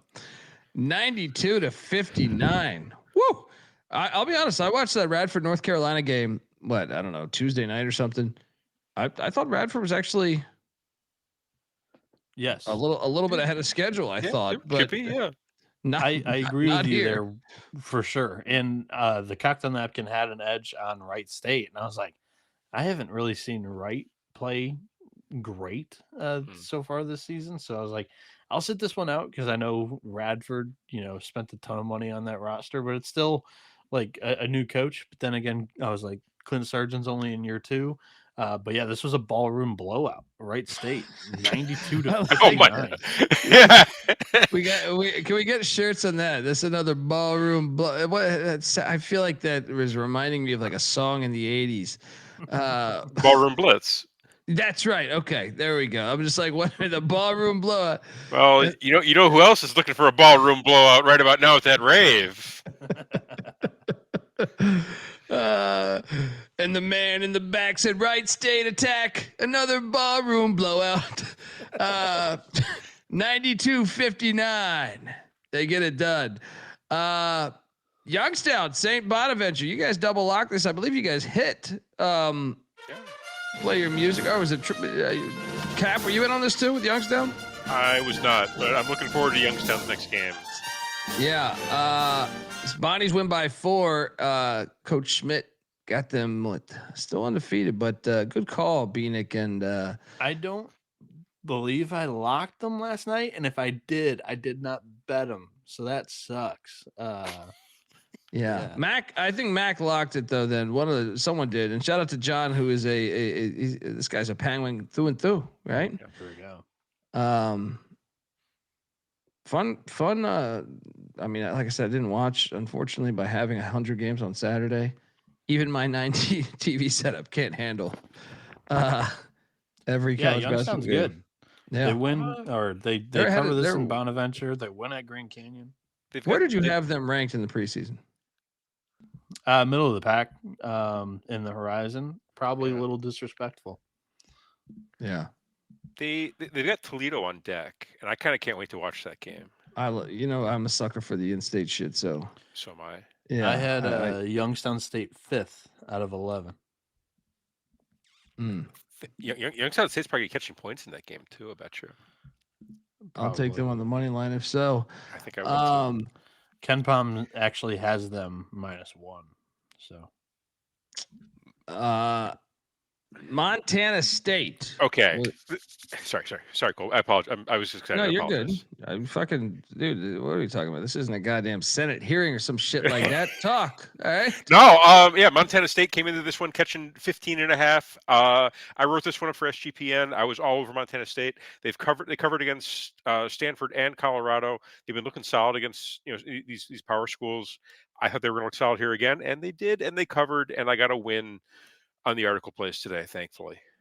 Yes, I was on Montana State as well. Just did not bet it. I was very close to betting it, though. I think I even mentioned that on the show last night. I was like, I kind of like this. I think they should play more often. But I would push into it if I wasn't here. Yeah, we needed you. We needed you, but Shout out to so boys only won by 4. All right, like as much as we do think Montana State is perhaps better than what the markets have them at. Is there a world where Boise is just a complete letdown from what we thought they could be, Bieniek? I don't know. They could be. I was trying to play. Why can't I? Contrarian last night because in an overreaction of the D2 loss, they had covered 2 games by like an average of 15 points. I was like, maybe they're okay. Montana State's still a solid mid-major program, but it again does not look super bright right now. So I'm kind of with Nick and saying Boise's on the fence. You got to remember they lost their point guard and they lost their best player, and so they were able to replace him in the portal. But I think it's going to take some time for Boise. I think they lost Stanley too, right? They lost a couple guys. Yeah, so, but still, the point guard and Dejan Hart both. I think they aged out. Yeah, so and they were like the heart of that team. So to your point, they did lose Stanley, but it's just going to take some time for this group to kind of gel and kind of look like Boise again. I have a feeling. I think by the time conference play rolls around, you're going to be seeing them look like the Mountain West. Maybe not as good as they've been recently, but I think they'll be a solid Mountain West team this year. They lost the 3 starters: Degenhart, Alvaro Cardenas, who's the point guard, and then Omar Stanley, who Colby pulled. So, yeah.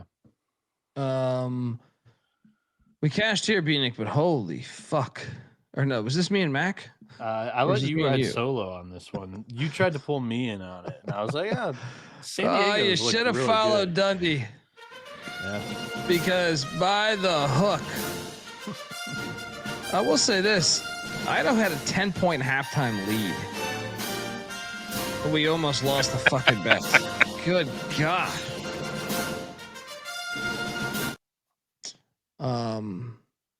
Yeah. Shout out to the Tritons for outscoring the Vandals by 18 in the second half. I originally had Santa Barbara kind of running away with the Big West. Hawaii though looks like a contender in their final year in the Big West. Mm-hmm.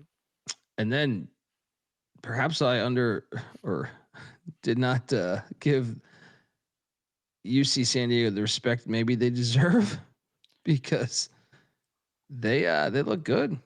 They look good. So anyway, they got the big win over Fresno. Wins over Quinnipiac. Is it Quinnipiac or is it Weber? No, Laverne. Okay, sorry, it was the logo I was looking at. Idaho, and they got Temple on deck. Yeah, I already caught a little bit of both of these teams, so I didn't get any eyes on this game. Chose to broaden my horizon on college basketball viewership. But yeah, UCSD's passed my eye test. Same with Idaho. I thought that would be a solid game, but I mean, Tritons definitely should be in the mix. I feel like they were a little bit outside of the title contender group with Clint Allard in year 1, but in the short game stretch here against 3 all right D1 programs, he's proven, at least to me, that he'll be okay. So I think they are in that contention with the top 4, top 5 in the Big West, because I still think UC Irvine's going to be fine over time. I think so too. Yeah. We'll talk about them in a bit.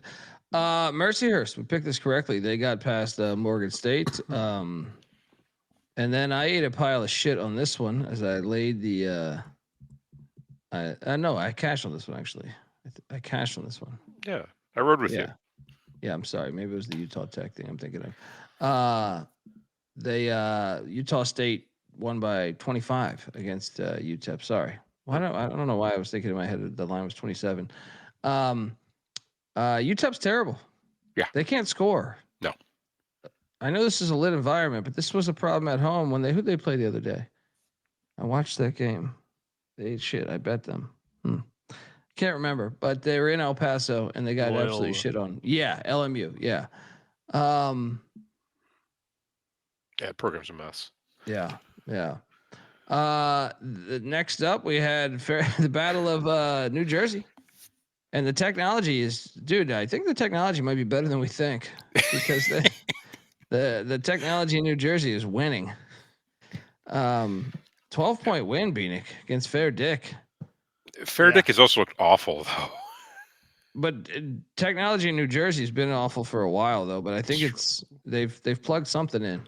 Well, they plugged in Bill Meyer, who was I believe this guy was a longtime Willard assistant and clicking early in year 3. So keep an eye on that. Mm-hmm. Definitely. Folks, want to tell you the college basketball experience is brought to you by Rhythm. Rhythm is crushing it in college hoops and college football. Also NFL, they just added NBA. Rhythm's also giving away weekly cash prizes just for tracking your bets in the app. Track 5 bets of the same type from any model that you build, and you could win $1,000. Use the promo code SGPN25 when you download the Rhythm app for 25% off your first month. Download Rhythm, that's RITHMM. Use that promo code SGPN25. All right. We are back, and yes, NJIT did get a software update. Shout out to Damani in the chat.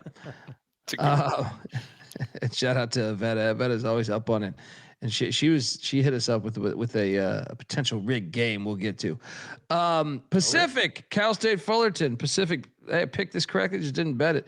Now, remind me tomorrow, guys, to bet everything that I all my games that I'm not gonna lock, I'm gonna bet. All right, and the ones I lock, I'm not gonna bet. So Capper Dundee's gonna have 30 bets tomorrow, and he'll blame us for everyone that loses. You know, I don't show up every day, so he can blame me all he wants. Oh yeah. That motherfucker last night. He told me to pick everything. I'll tag you on Twitter. All right. I don't have your phone number, but I'll fucking tag you on Twitter. All right. And I'll tag more than just profanity. All right. You're gonna get some random shit. All right. Does anyone have any play in this game? No. No. All right. I once sent a burrito from Chipotle in the mail to a friend of mine. How long did it take to get there? Across country. That was great because he was like, "What the fuck is this?" And I just said, "I just wanted to do this to you, dude." You should send one to Patty C. I should. It was fucking hilarious because it took like a week to go cross country, and he was like, "This shit is gross," and I was like, "Yeah, that's the point. Right? That's the fucking point." Texas Southern is taking on Texas State. Was taking on Texas State. We bet this and we lost. Texas State won by 10. Bad play, but it was right there. It was this was. I'm not mad. Bad play, but I know Texas State's more talented than Texas Southern. I just thought it was a letdown bet after the I-35. So, I will say now, nowadays, Colby, there's Uber Eats and DoorDash to do that for your burrito. I think the point was that the burrito takes a week to arrive, not that it arrives quickly. Dude, I would fuck with all my friends back in the day. I would send them back in the day, like when you knew addresses. Like I used to know my buddies' addresses, so it's like I would fuck with all of them. I used to know phone numbers too. Yeah, I would go to like websites where you could get free shit.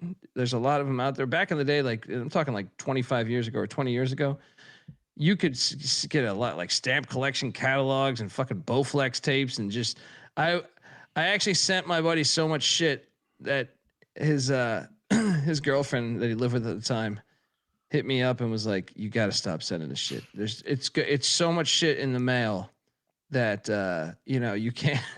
Our normal mail we can't get. Like it's not fitting in the mailbox." It was a fun game back when. Did you ever do like the 10 CDs for a penny deal, Colby? I did do that, but that was actually me just falling for it like an idiot. It's a scam. Right? So this is a great idea, right? Next thing you know, you're getting like goddamn Hootie and the Blowfish albums and stuff. You're like, damn, I don't want this. I don't want this.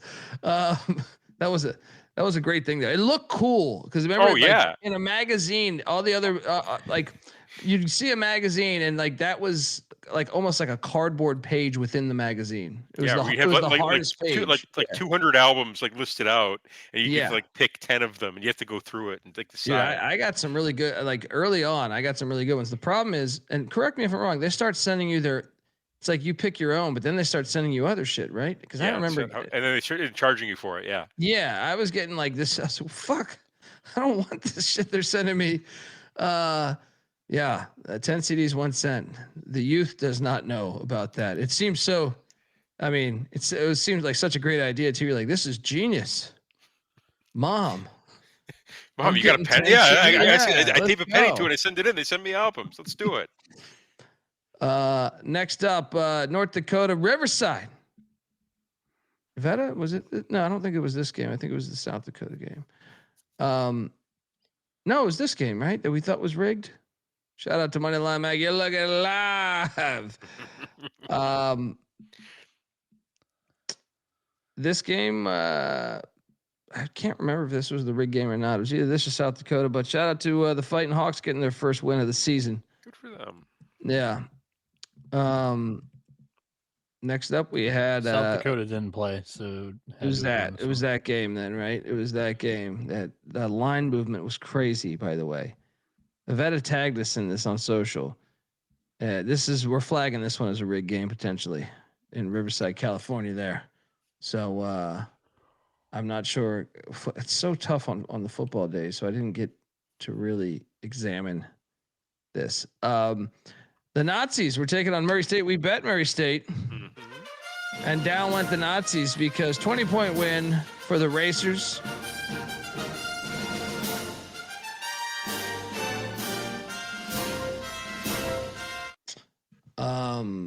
Dominance. Yeah. Murray State is this Murray State team is legit. They've been a fun watch, and I'm really excited to see what they look like in conference play. I kind of can't wait to get through this week and see them go up against some of their big rivals. So, no, good win. They can score and they can play. So I like this team a lot. The horse was not the Nazis' preferred way of transportation. Murray State out executed them today. Noah, you may not want to be giving Nazi tips out, given some of the comments you've received.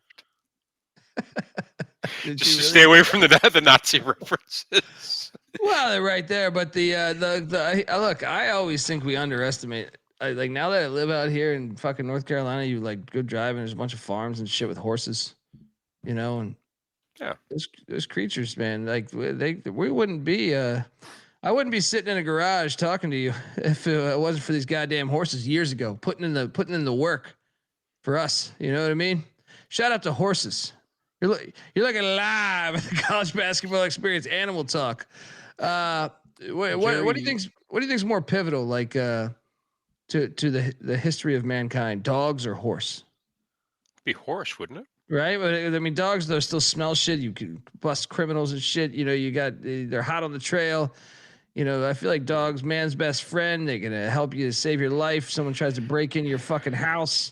Right, but in terms of combat, our armored horse was a true difference maker back I agree. 1,000 years ago. That's true. I'm trying to sell these dogs up a little bit, but I think the horse is the clear one seed here. Oh, without question. Yeah, horse is. Yeah. I'm trying to think of number 2, and I guess it would be dog, but it's not close. I don't know, because there's some shit that I think if you look into isn't there a bunch of shit for medicine that we've gotten from certain animals?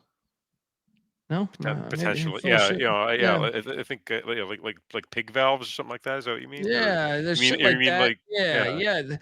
I mean, there's a big world out there. I'm talking out of my ass right now, but look, pig valves. That is a great one right there. All right, pig valves. You're looking live at the Animal Experience. Yeah, I'm telling you, I think we got other ones. I've read before about I don't know if it's fucking some fish or something. We get some shit from that to I know penicillin came from a mushroom, right? In fucking England or something mold, I think. Yeah. I'm allergic to penicillin. With a good point here. The Clydesdales haul the beer, so that you know what? I never put 2 and 2 together on that Budweiser angle. Is that why they're repping them, because they hold the beer? I didn't even think about that. I just thought hey, they want a horse mascot. You know what I mean? Where you at with Budweiser? Talking to me? Yeah. Not the I'm beer not choice no, for no. me. It's a little too thick for me. Like I'm not Terrible, a right? drinker, so. What is that right there? You're working with? It's Revolution Brewing. It's a Chicago. It's a hometown represent Chicago based brewery. Taste of a new generation. Hardly. No, this is their lager. It's like really drinkable. It's called Cold Time. It's delicious. Okay. They have like a full range like IPAs and like the frou beers. But I just like their simple lager. That's my go-to.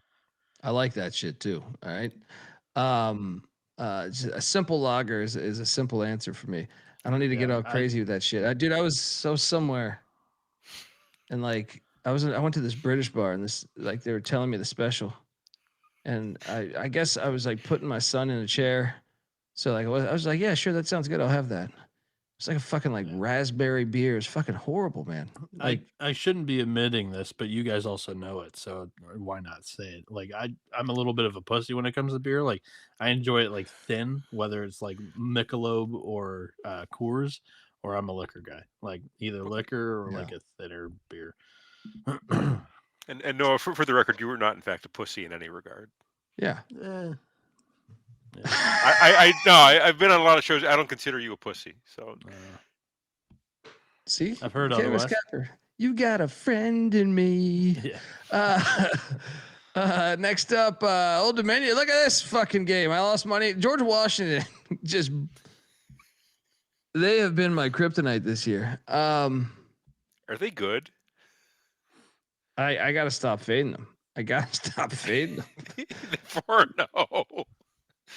I'm done. I'm done with these Colonials. Bieniek, you said you watched some of this, right?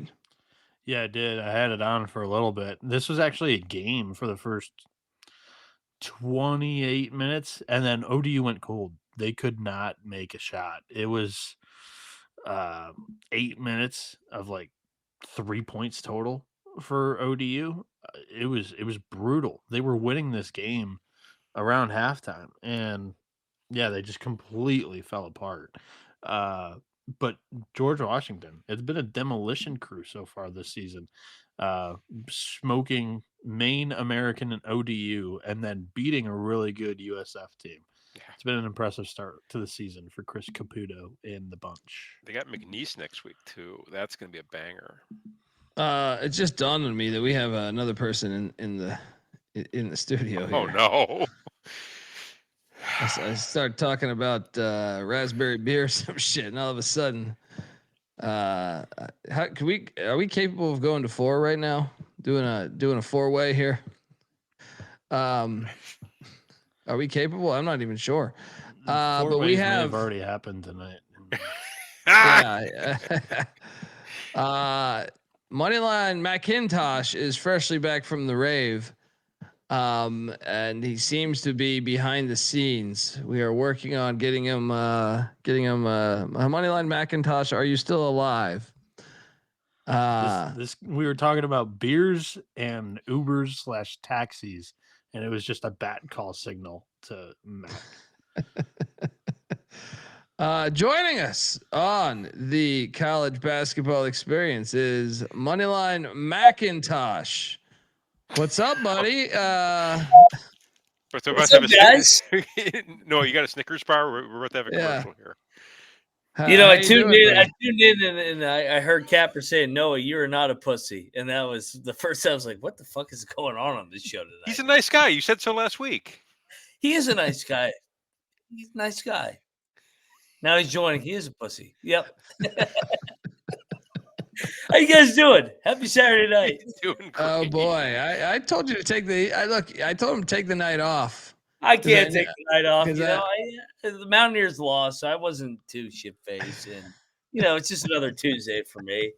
Drunk, yes, but not shit-faced. I'm good. Let's go. Let's recap some games. Okay.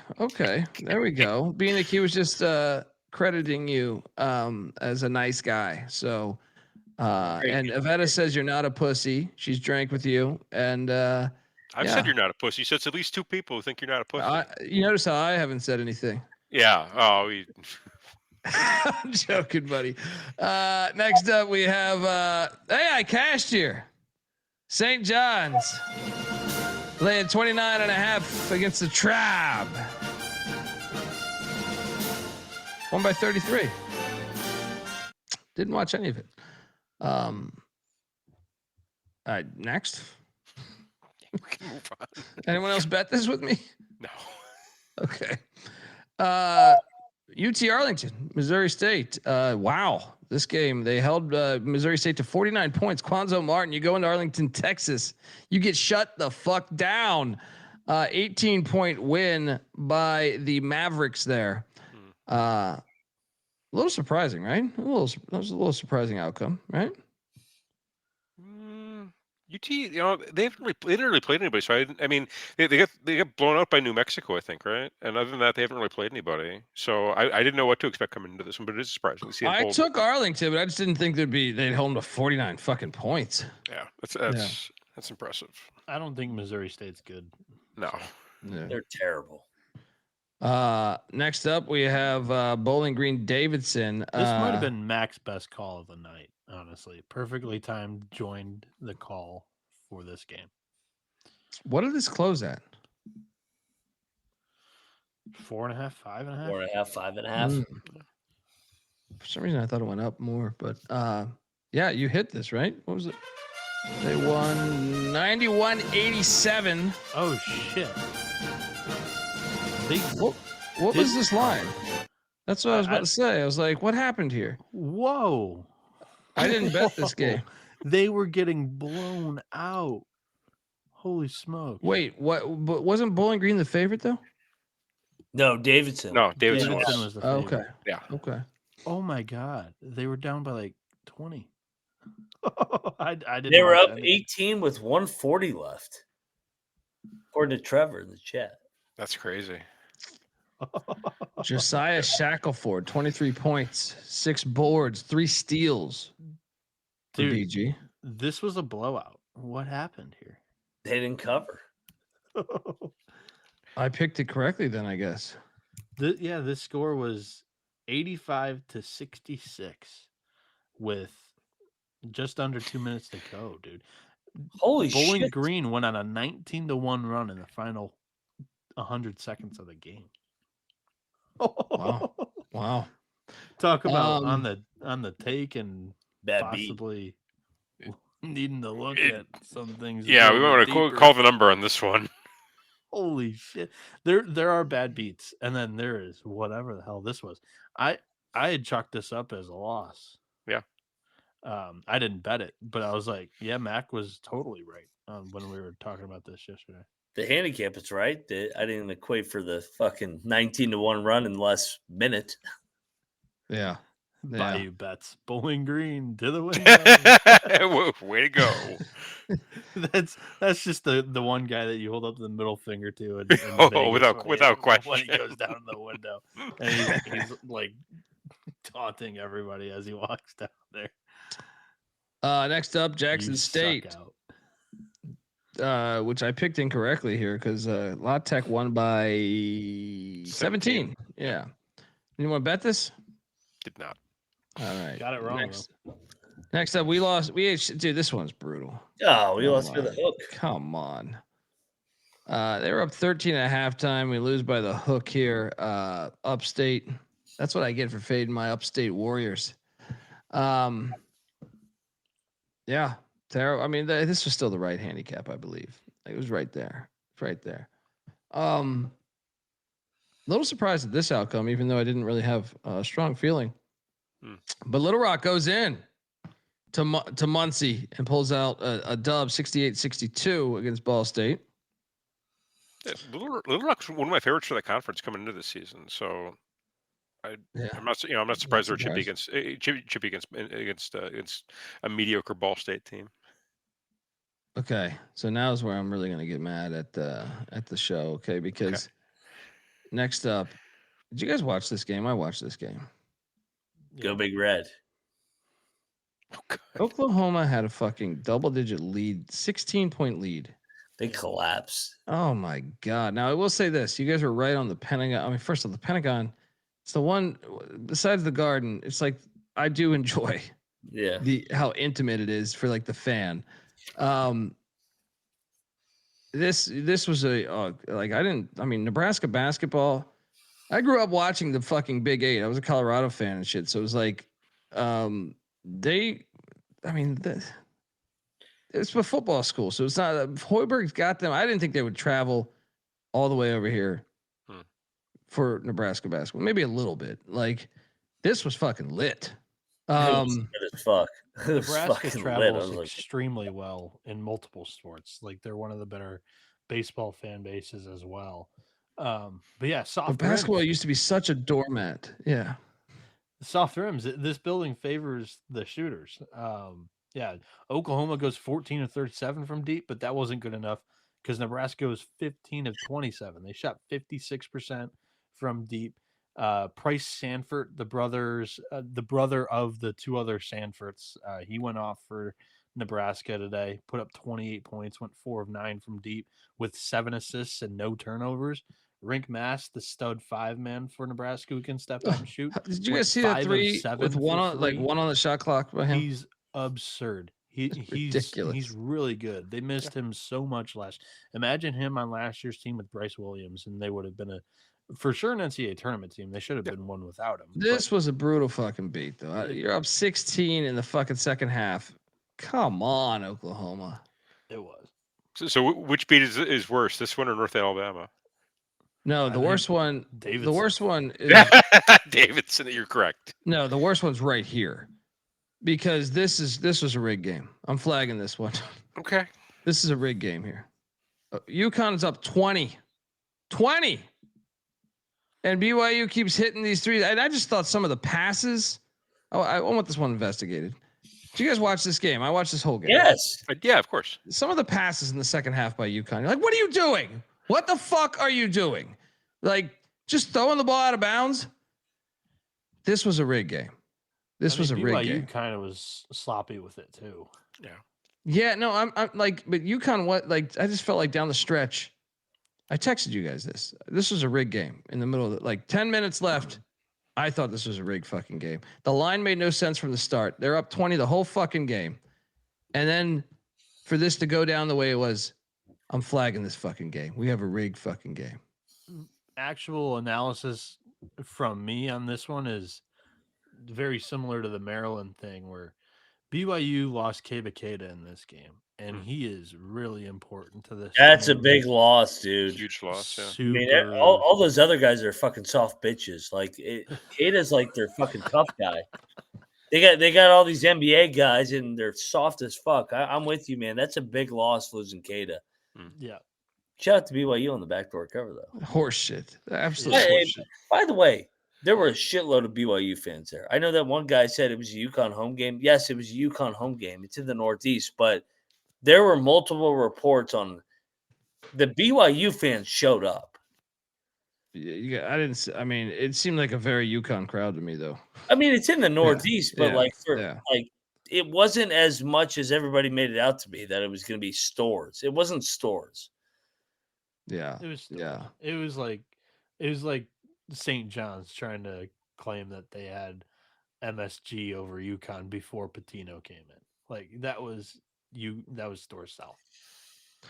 Wow. Tribeca Capital just coming in. Yeah, the UConn one fucking hurt, brother. Thank you so much. Coming and giving us $300. Good God. Thank you. And I know you lost on UConn too with me. That was, dude, this one had no business hitting, dude. I'll give you the Nebraska one because the crowd was for Nebraska. This one is a ridiculous lock battle win by you. Ridiculous. Banza was hitting some wild shots today. Ridiculous. The under 2 minutes. Yeah, I mean, I know the press was getting to him. They were saying like this was the right side. But here's my problem. This should have been a 10-point spread yesterday. I still went in at 5.5 because it made no sense to me. But this is what I mean is like why everyone that I flag like this, it goes against us. Like the line is telling you that to bet BYU, and sure enough they win. After getting the bet wins. Obviously not that. But I'm saying you're getting destroyed the whole fucking game. The whole game was double digits. Fuck off, BYU. I'm interested to see where BYU finishes in the Big 12. Yeah, thank you to Parlay P too. They might be a middle of the pack team. I don't know how good they are. Shout out to Parlay P giving us $20. Basketball is cool and all, but go motherfucking dogs. There we go. Anytime you beat, shout out to that. Beating Texas, owning Texas. Great onside kick in that game, too. Oh, dude. Texas is out of the playoff. I don't want to hear They fucking better be. Fuck that team. I'm going to vomit if they. What a fucking They're gonna sneak in. Sneak into what? They suck. No, they'll find a way. No, they suck. They do suck. I agree, but they'll find a way to sneak. Vetoing it, no. We bet them Colby tonight. No, do not put that cunt team in. They suck. Yeah. Well, you know what? I bet with the ACC and the group of 5 or 6 or whatever you want to call them being down this year, at least on the national perception, Colby's not going to like it. But I mean, it's probably 9 Big Ten SEC teams in that thing. There's still a world where I think the SEC is going to get a bunch in. Like, I think the Big Ten, it depends. Because the problem is Oklahoma has the tiebreaker on Michigan. For the 5-bid Big Ten, it was actually a positive day because USC didn't lose. You need USC to beat Oregon. 5-bid Big Ten. The Big Ten sucks. Yeah. Well, I'm just saying, like, Big Ten at the top is good. Yeah. Yeah. I mean, Michigan, Bieniek, I know you're a Michigan fan, but they shouldn't be sniffing the playoffs. Utah, BYU, and Texas Tech are all better than Michigan. We don't have a good win. I would lay a big number with Texas Tech against Michigan. I mean, but I think they would even have that ranked like that. But anyway, check out the college football experience for more on that. Right now, we got to talk lock battle wins. Let's go.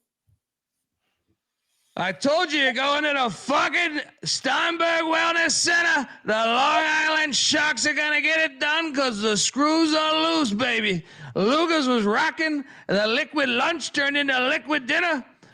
And you fucking idiot keep fading these Long Island Sharks. I hope you had a great time at your fucking rave, doing your fucking Molly, dancing, doing a finger in some broad. I don't know what, right? But you took it on the chin right here, and I'm telling you, you better learn. You better learn. I'll tell you that right now. My sister Teresa was there. She backs me up on this too. The Sharks were up 17 at half with your bullshit, little JMU Duke Royale bullshit. All right, go back to England with that bullshit dog. All right, because the Sharks, baby, they're legit, and I want you to put some fucking respect on the name of Rod Strickland, the Steinberg Wellness Center, where all the stars are. I was talking to Tony today. We're going to do a walk of stars, a walk of fame in the fucking cafeteria at the Steinberg Wellness Center.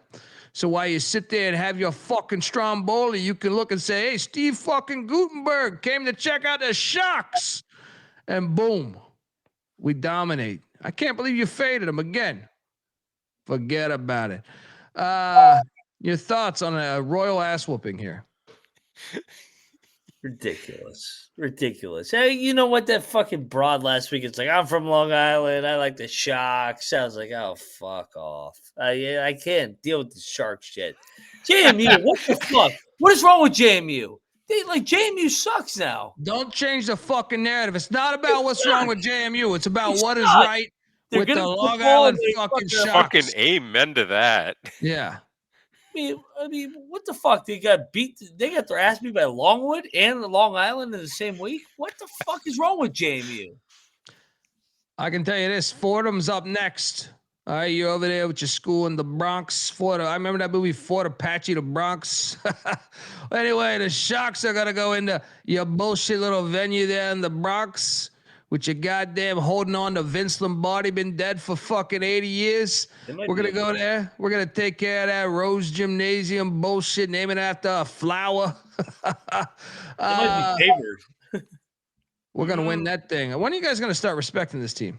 Is it at the Steinberg Wellness Center? Are they playing Fordham in the Steinberg, or are they going to Fordham? They're going to Fordham at the Rose fucking Gymnasium bullshit. I think put a rose there on the grave because it's a fucking funeral. All right, there'll be a fucking funeral there. Hey, this was a double lock on the show and a triple lock in this show right now. The only one that didn't bet it was this guy with the sunglasses on. So I am 2-2 going against Long Island this year. Don't let the stats get in the way of a good story. No offense to the no I'm offense 3-1 betting on Long Island this 2-2. year. 2-2.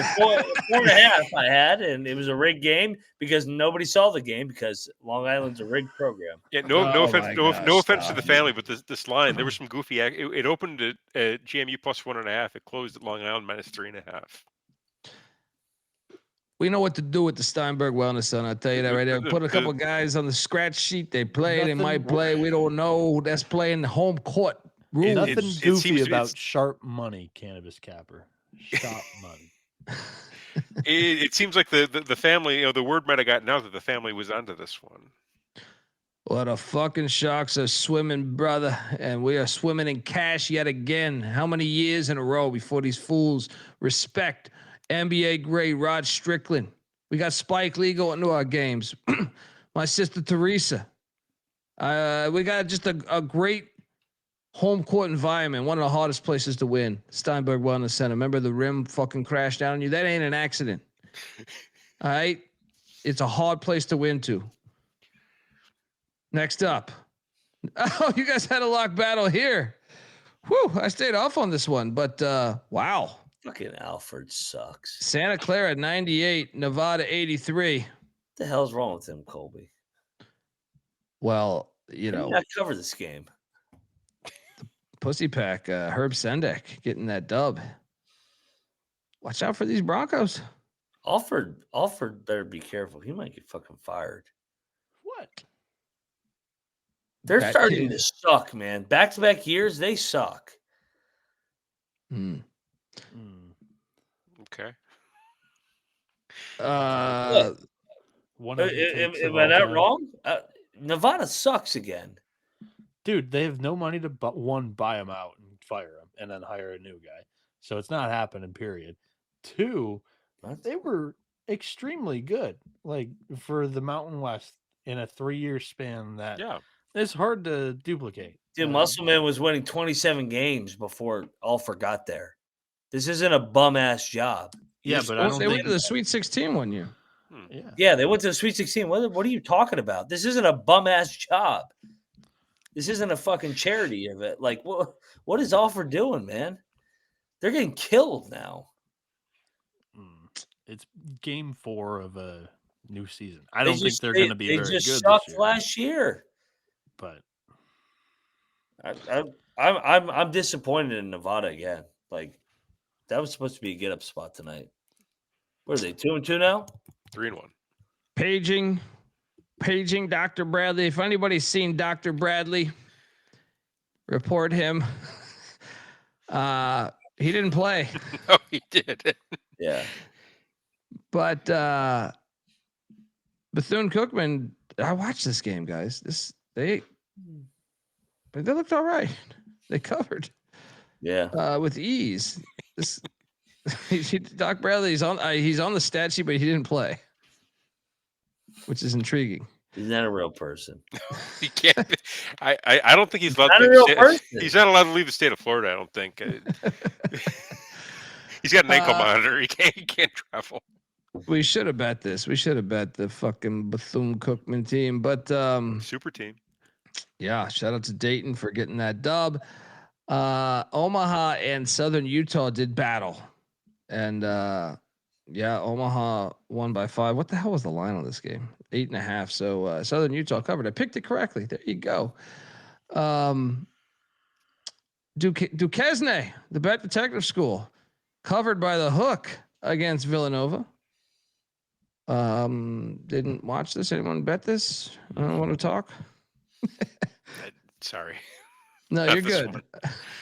I'm not blaming you. I'm just saying, like, anyone watch this? No. Okay. I know it was on like TNT, I think. So thought maybe someone did. True TV. Tomato. Keep checking these games on True TV. Like, True TV, nice. Guys, this one was brutal for me. I bet Gardner Webb getting 10.5 fucking points. They lose. I got 10.5. They lose 95-84. I mean, we were right fucking there. Now, to be fair, though, they were getting drilled and they battled all the way back. When I say all the way back, just below that number. So I thought I was going to steal this. But Elon did have a 30-point lead in this game at one point. Well, Gardner Webb is a massive look-ahead spot. Probably the biggest look-ahead spot of their entire season, if I'm honest. Who did they got? DePaul. You should give me that intel. Yeah, I ate shit there. I also ate shit right here. Oh, this game. They suck.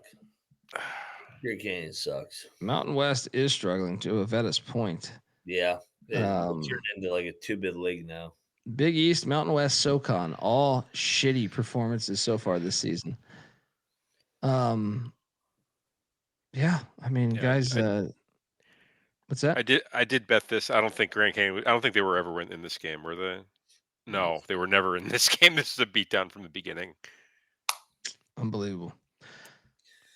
Then we had Belmont and Oral Roberts. Belmont destroyed them by 23. Picked the wrong side of this. Didn't bet this. Then we had this game, lock battle win for Mac. Good God, Portland. This one was filthy. Cowboys, fucking. I mean, at the half, I thought I was in decent shape. Yeah. No. You ever watch You ever watch Yellowstone? Like the Portland body was like going over the cliff. I mean, that they just fucking annihilated, destroyed, killed, ambushed, deceased. Yeah, the second half. Ridiculous. Just put it on them. You win by 30? Yeah, something like that. It was. What was the second half point difference? I mean, it had to be something ridiculous. Yeah, 52-25. Shout out to Sundance Wicks and the Cowboys. I think you know my best bet tonight, guys. What's that? It was right fucking here because they almost won outright. It went to overtime. I did go in on the Phoenix. They had this thing in overtime with the lead at like the 2-minute mark in overtime. But they lost. But Minnesota 72, Green Bay 65. I was kicking myself when I was watching Green Bay on the final possession of regulation. I was like, I should have bet the money line. No, you shouldn't have. No, you really shouldn't have. In hindsight, that's like me with South Carolina today against Texas A&M. We're up 30-3. We should have bet the money line. Fucking Beavers pumping up the crowd and going to the half. What a jackass. Gottlieb had those guys ready to play. Good for him. He's not very good, but this was almost the biggest upset of like the week, maybe the season. Yeah. Right? Like this, they had this, like I said, 2 minutes left in overtime. I believe Green Bay had a 1-point lead. And I'm just like, oh shit, we might get this. No. But instead he's 5-33 now, all time as a head coach. So shout out to Dylan Burns in the chat. Best sports vibes, best show to watch and listen to. Thank you. What's Capper? What were you gonna say, man? I didn't mean to stop. No, I was just gonna say, Gottlieb, he's got 5 more wins than me, but I don't coach. So did you lose 33? Could you win 5 if you got 38 chances? Do I have Green Bay's roster? Or do I get to pick my own roster? Actually, time out. How many of them have been against D2s? Let's of the 5 wins, you're right. Probably like half. If not more. No, he lost to the D2 last year. He lost to Michigan Tech. That's right. He beat SIUE. How the fuck did he beat SIUE? We had an overtime game in Malibu with Northern Colorado winning by 7 in overtime. I picked this incorrectly. Did not bet this game, but I did get a little bit of eyes on this because it was a good game late. So shout out to the Bears for getting it done.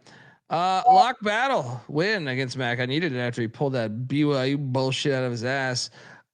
Sam Houston State, me and Bieniek get it done against the Utes as Utah wins by 6.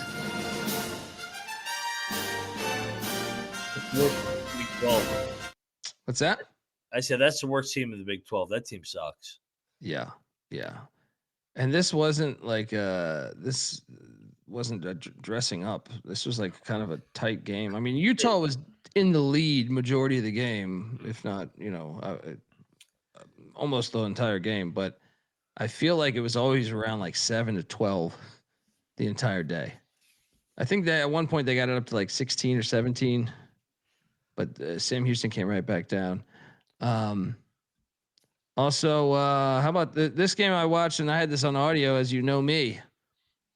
This was I had this on audio over the fucking the Florida game, because I love this rivalry, and we cashed on New Mexico State.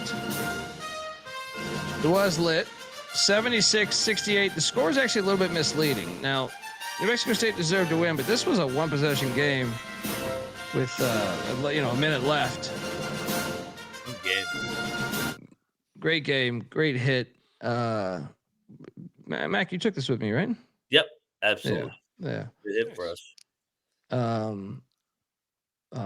They play again this year, right? I know they're not in the same conference, but a lot of these they do two in the same year. I don't think they do this year, man. I'm looking at the schedule. That sucks. It's shout to the chat. It's another Mountain West loss. That's true. That is true. Conference USA represent. I mean, New Mexico, they didn't play shitty. This was a close game. For a little bit at like the 10-minute mark, it looked like New Mexico was going to actually. They had like a 4-point lead, and I was like, "Fuck, are we going to lose this too?" So, but New Mexico State battled back. That crowd was a big reason, I think, why. So shout out to the Aggies for getting it done. Love that rivalry. Then Manhattan put it on Mississippi Valley State by just 7 points. Dude, Valley's good. Valley, Daniel Mayfield, 28 points, 8 boards, 3 assists, 1 steal, 1 block. Dog. We also had this, which we lost. They were winning at halftime. Yeah, they were fucking winning at halftime. I watched this whole fucking game. This is brutal. We even had it like one possession. It was down. It was a 10-point game. We had the ball with 26 seconds. We're like, all we need is a layup. And this motherfucker shoots a 3, and he shot it. It was like contested. So like, I'm not sure if it was tipped or if it was just so contested that it fell like 4 feet short. Gosh, I feel like this was the right side, because this game was always within this before that. Yeah, it just kind of got away from Bradley at the end there. Yeah. I feel like right size, wrong shape, my friend. Yeah, frustrating.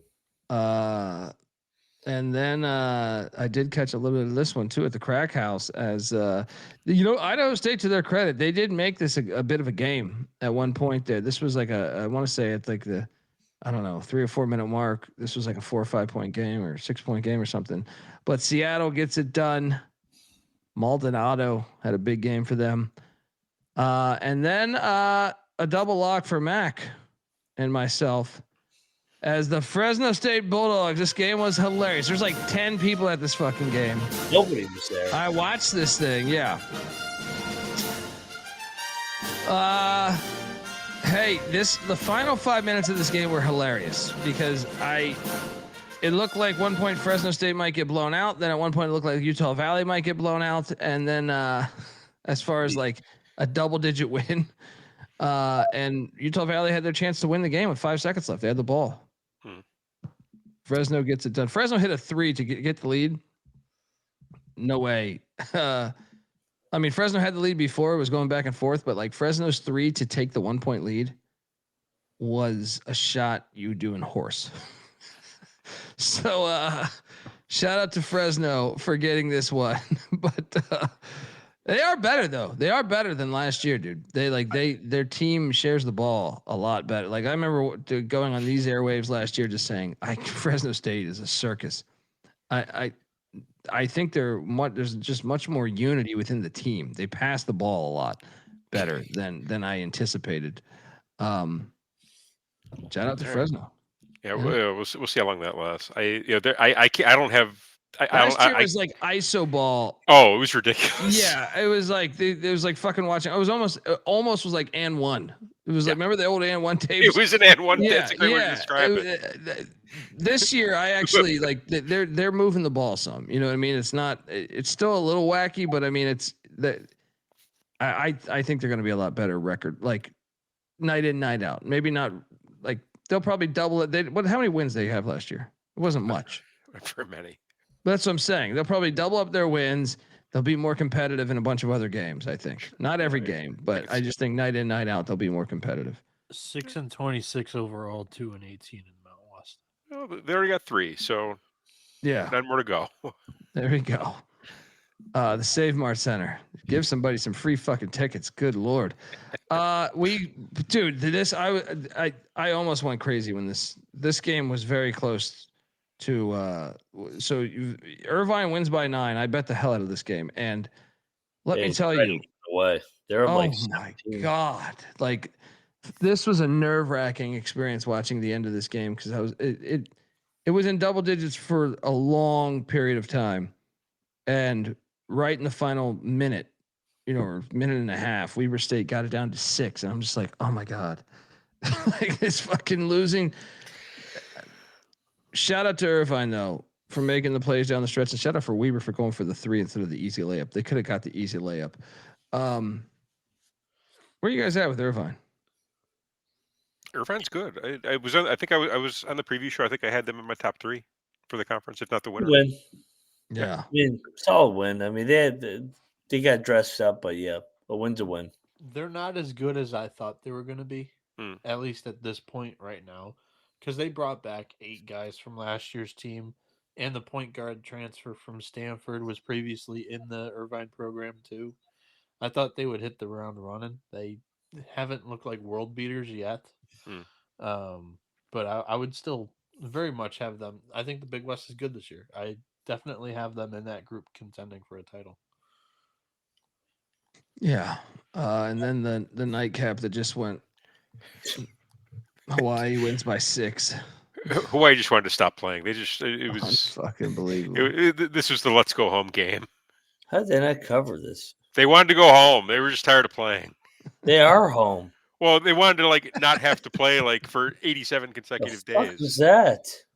Dude, Mac, I know you were at you were dropping Molly, but I'm saying it was slow watching. This was like a 2-point game with Dixie State having the ball.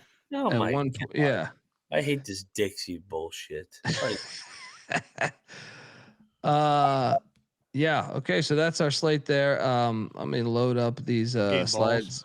While we do that, I'm going to load these slides. Game balls, though. I will start off with. Let's go. You know what? I'm going to go State. I didn't realize that New Mexico State had lost 3 straight in Las Cruces to New Mexico. So there we go. Give me New Mexico State game ball. Rio Grande rivalry. Boom. Mac? I am getting a lot of enjoyment of Georgetown being back. Nice one over Clemson. His previous stop is not doing well, and Ed Cooley keeps rolling. It's pretty good. Yeah. Cap? I'll go Virginia for covering the big number. Yeah, scoring over the fact it scored over 100 points. Yeah, I mean for Virginia, that for years past, that hasn't happened since Ralph Sampson. Bieniek, where are you going, game ball? I'll hand one out to Maryland.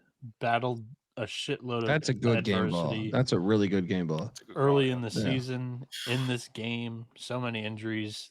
Buzz Williams goes back to his former employer, pulls out a victory in front of a lit crowd. Terps. I like that. Second game ball. Let's go with what is the most shocking win other than that? Let's go with I'm gonna go with Merrimack destroying my Boston bet and destroying it by the whole game. They went up to BU and just fucked them up. Warriors did come out to play. So give me a game ball there on the Warriors. Mac, where are you going next?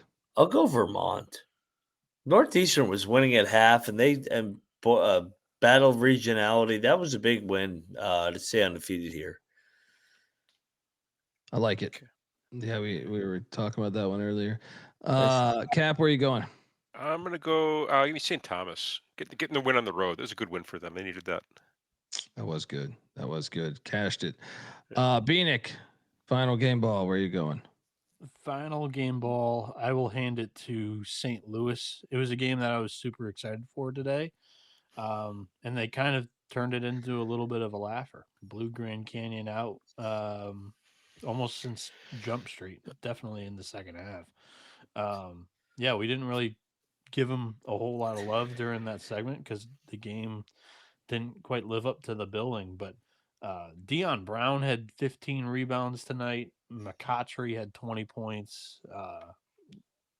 SLU just has a lot of really good moving pieces right now. They have like a deep rotation going and they look good tonight. Yeah, good game ball. All right, let's go to the slate. We have Kent State and Wright State beat down, and this has changed, by the way. I'm seeing 4.5 right now for Kent State, laying 4.5. Wright State just annihilated Radford. Kent State defensively has been a fucking mess. I know. What's going on there?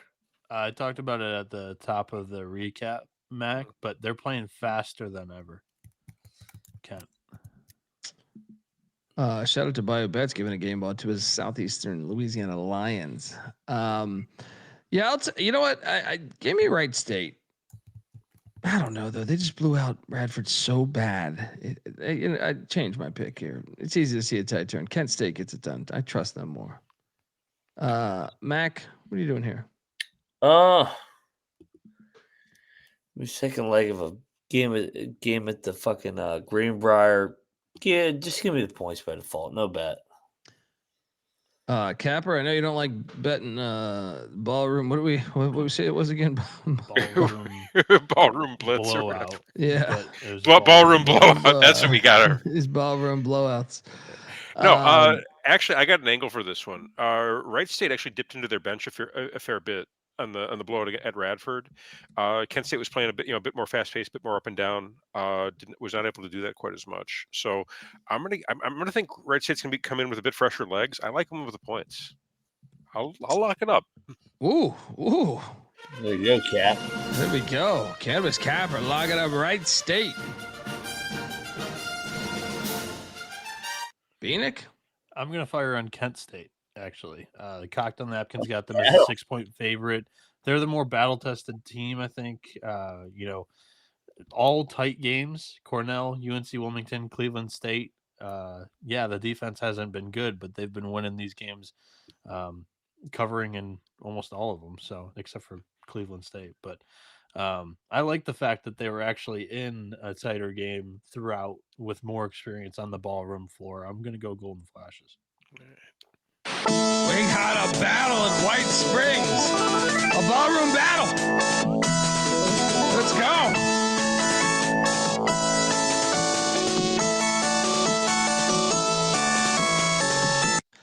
Next up, we have Wagner taking on UMBC. UMBC's laying 6.5. Wagner 0-3. But just a 2-point loss to Fordham the other day. Give me the points in the Seahawks. No bet. Capper, what are you doing here? Who the fuck is UMBC to be laying 6.5 points? Give me Wagner plus the points. No bet. I don't. I'll save my powder, but that's I'm borderline. Mac Capper's working with a lot of powder over there. I want a money line here. Give me Wagner. Lock it up. UMBC sucks, and Wagner's been knocking on the door to win one of these games. I think Wagner gets up here, lock it up, and sprinkle some on the money line. I mean, UMBC looked all right against Dayton, though, right? Yeah. What about? I mean, Wagner has a 2-point loss to Fordham. I know. I'm just saying, UMBC. Are they that terrible? It's a Fordham team that lost to D2, not D2. Never mind.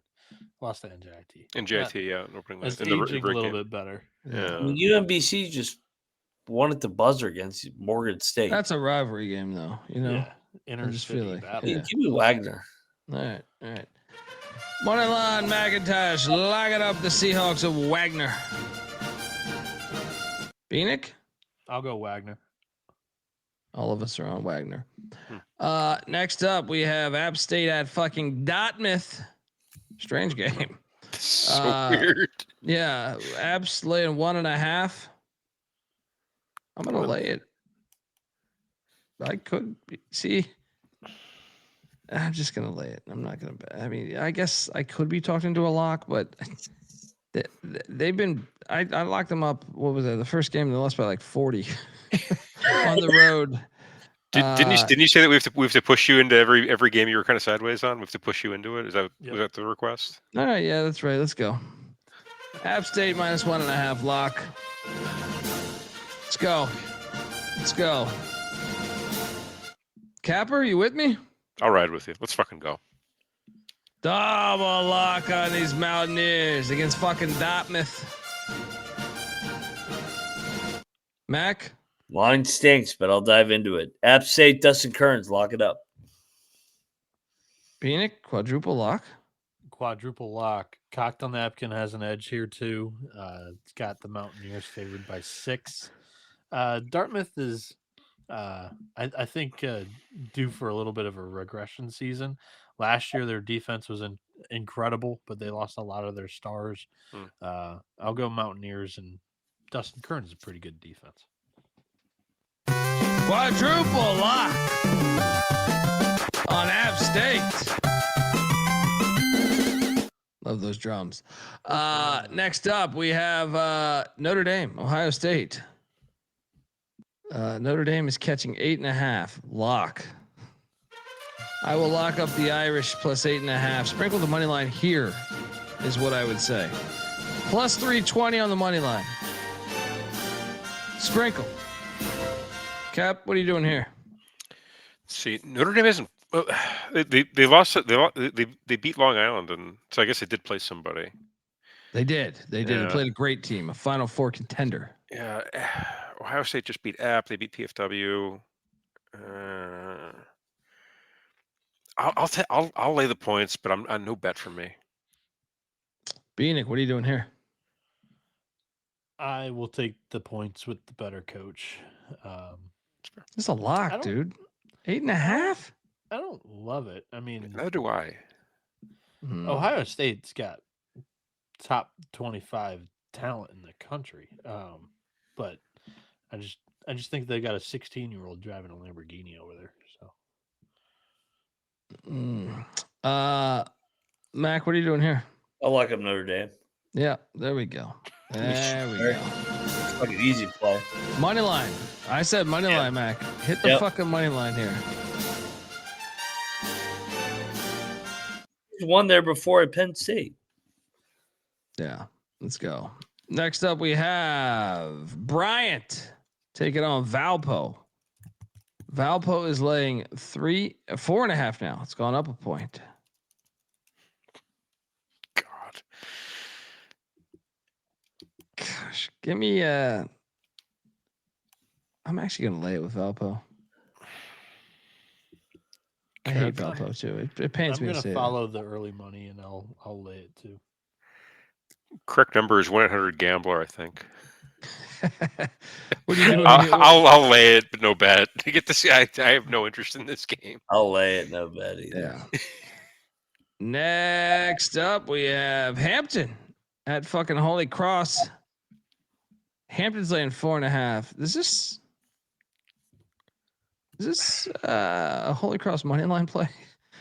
I just think it's a short line for a winless Holy Cross. Yeah. It's their home opener. Or no, it's at a neutral site. Neutral. It's in Providence. Yeah, it's in Providence. So how the fuck are they getting this number? I would think it'd be like 6.5 or something like. Holy Cross is off the Utah trip too. I think the side is Holy Cross based off the numbers. I think it is too. Yeah. It's been This 5 days since I got back. I'm going in. Brown MTE. We locked up Hampton against Brown on Friday. Ivan Thomas coming back to the scene of the crime with Ed Cooley at Providence a couple of years ago, and he won by basically 10 at Brown, and now this is for a 2-0 weekend in the MTE. Well, that's what I'm saying. The line doesn't make any sense. Yeah. I'll dive in. Let's lock it up. Bed and breakfast, baby. I'm going to battle you. Yeah. Okay. I am going to bet Holy Cross because I learned this from losing UConn today. Yeah, Holy Cross is going to win outright. Dave Paulson and company. He's a good coach. Yeah, Ivan Thomas got a nice win the other night, but they're going to get a split here. Yeah, give me Holy Cross. Lock it up. Yeah, triple lock. Yeah, we got a nice battle. Bieniek on the Pirates.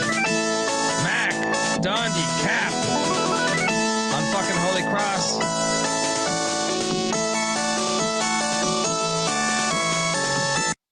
Next up, we have Stetson. I got a lock here against Western Carolina. Western Carolina laying 10.5.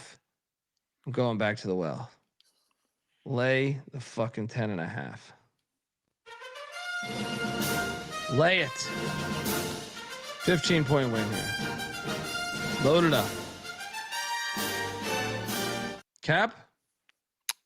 I'll ride with you. I'll lay it. Lock? Yeah. There we go. Let's fucking go. Mac, what are you doing here? No, I'm taking the points. Lock? I'm confused. West Carolina sucks. So does Stetson. That's why you should They take both it. suck. Why do you think you should take Western Carolina, buddy? Yeah, but Western Carolina's gotten blown out by Cincy and Duke. Like they haven't played a team their level yet. I don't trust that coach. Give me the points. Neither has Stetson, for what it's worth. Donnie Jones is a proven winner. Are you gonna locking lay that? I'm not betting this game. I'm just not laying 10.5 with Western Carolina. I agree. I'm not betting the game. I'm gonna lay it with the Catamounts though.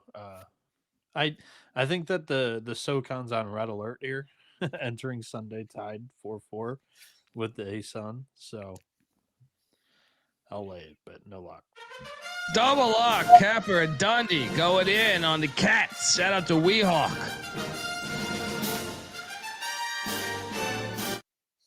Next up, we have UMass Lowell at Wake Forest. Wake Forest laying 28.5.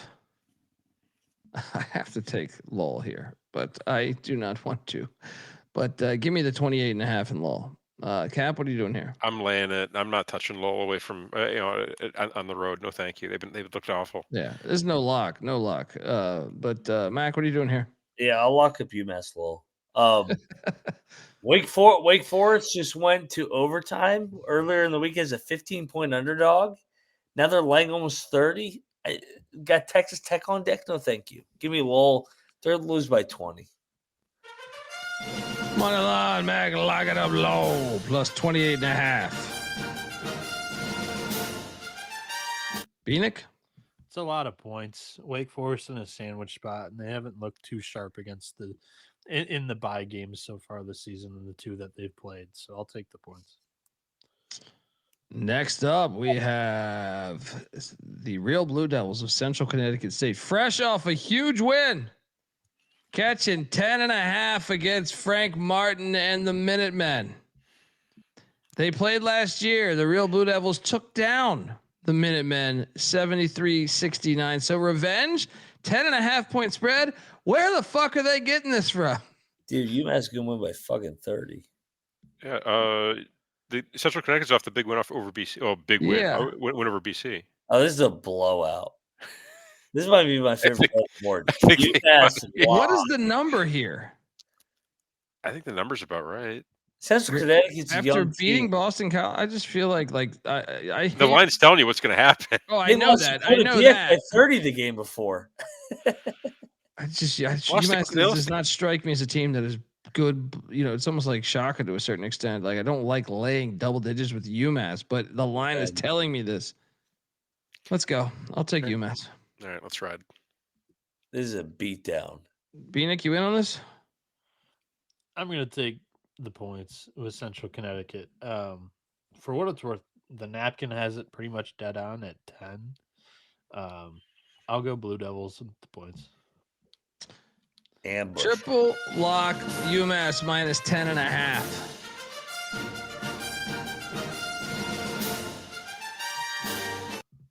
Next, we are going to Blacksburg, where Charlotte is catching 17.5. Okay, give me these points. Give me these fucking points. I can be, I can be talked into a lock here. Yeah, I could be 17.5. I like the points, but no bet. Who does VT have? And who's Virginia Tech have on deck? Anybody? Nobody. They have Bryant. Yeah, it's a sleepy. It could be a little sleepy spot for them. If they just blew out St. Joe's, and now they're catching 17. Laying 17. I'll lay it with Charlotte. I'm not going to bet this. Yeah, I'll take the points to Charlotte. No bet. Bieniek. I'm sorry. Take the points. I apologize. Got it backwards. I'm going to lay it with the Virginia Tech. They're 3-0 against the spread with an average covered margin of 14.5 points. I'm not going to bet it, but maybe we're a little bit off on the Hokies. They're better than we all thought. I think that's fair. South Florida is at Kennesaw. This is the Abdul Rahim game. May he rest in peace. South Florida's laying 4.5. I think we should bet South Florida, guys. They got to get this, right? They lost the other day to G-Dub. They got to get this. This place will be lit, though, right? Yeah. They did beat Coppin in between that. I think it's a short number to lay. So, yeah. By the way, both of these coaches were on Nate Oates' staff. I'm going to go in on South Florida minus 4.5. Lock. Well, going in. Yeah. Give me South Florida. Double lock. Take Hodgson. Bieniek? Oh, I'm sorry. Go Kennesaw State. I think they really get up for this Amir Abdur-Rahim spot. When he had Kennesaw State rolling, that gym was on fire. And I think that this will be a really good home atmosphere. I'll take the Owls and the points. Are you going to lock it? No, I just think it's going to be a great game. I'll lock it up for Kennesaw. I'll battle. Wow, there we go. I like it. We got a battle. Dundee and Mac on the Bulls. Cap on the Owls. Who is going to win this one?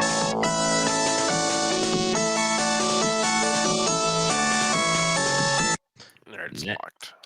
Next up, we got these pesky Greyhounds taking on Fairfield. I couldn't find a line on this earlier. Anyone got a line in the chat?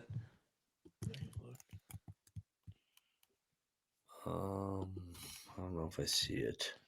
This is an MTE. They played yesterday, so that's the reason why it's not. Yeah, no line. Check the picks page. Free SGPN app, free to download in the App Store and Google Play Store. Yep.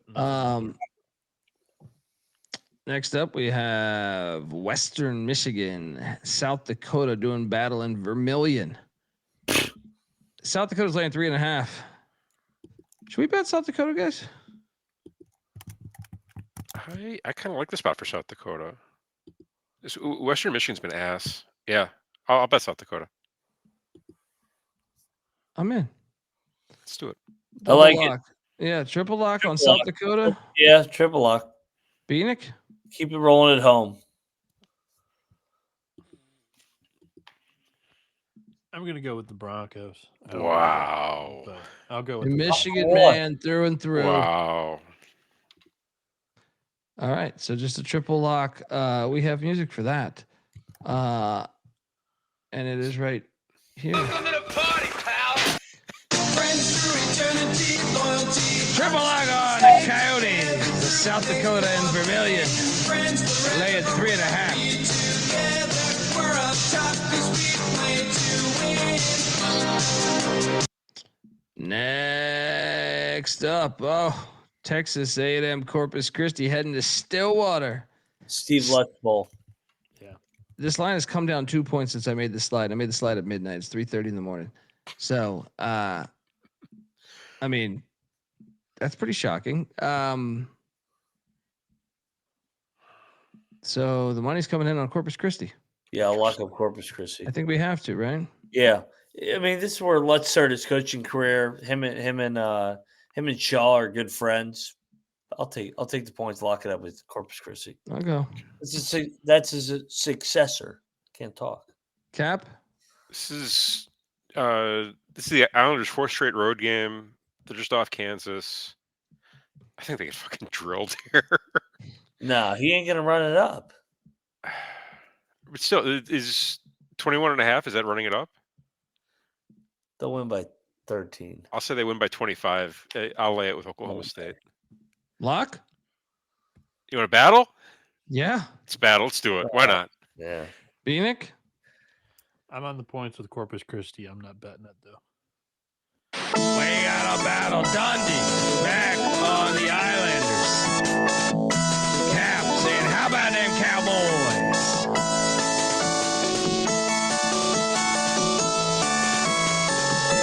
Next up, we have Quinnipiac, the Aqueduct, heading to Maine to take on these cocaine bears. Quinnipiac's laying 2.5. Lay it. Yeah. No bet. You know, I don't like this fucking Quinnipiac shit. They're always messing with it. Like Is this that. line a little short, by the way? Does line stink a little bit to you? Does stink a little bit. I mean, they both are combined 1-5, so I don't know. Yeah, all they've done is play bye games. So What are you doing here, Mac? Give me Quinnipiac. No bets. I have no idea on this game. No bet. Yeah, I don't know. I don't know who's going to show up for this either. Yeah, I'll lay it with Quinnipiac, but no bet. I'm same side. No, thank you. Yeah, I'll take the home dog. there we go. You locking Next- it? No, sorry. right? Samford is in Conway after playing the Arkansas to the wire. Yeah. They're laying 7.5 against Central Arkansas. 8.5 now, actually. I see 8.5 now. Nope. I mean, everyone's going to be on Samford. You got to take the points, but I'm not betting this fucking thing because Central Arkansas has been ass over the. But give me the points. No bet. Mac, you locking this? Yeah. It's on Central Arkansas. Yeah, I'll take Central Arkansas on the back-to-back road spot here. I mean, Central Arkansas, yeah, they haven't beaten anybody, but they've also played Arkansas and North Carolina. So they finally get a home game against a real team. Give me the points. Lock it up. One possession game. Locking it up. What's that, Cap? I'm on Central Arkansas, but no bet. Yeah, no, thank you.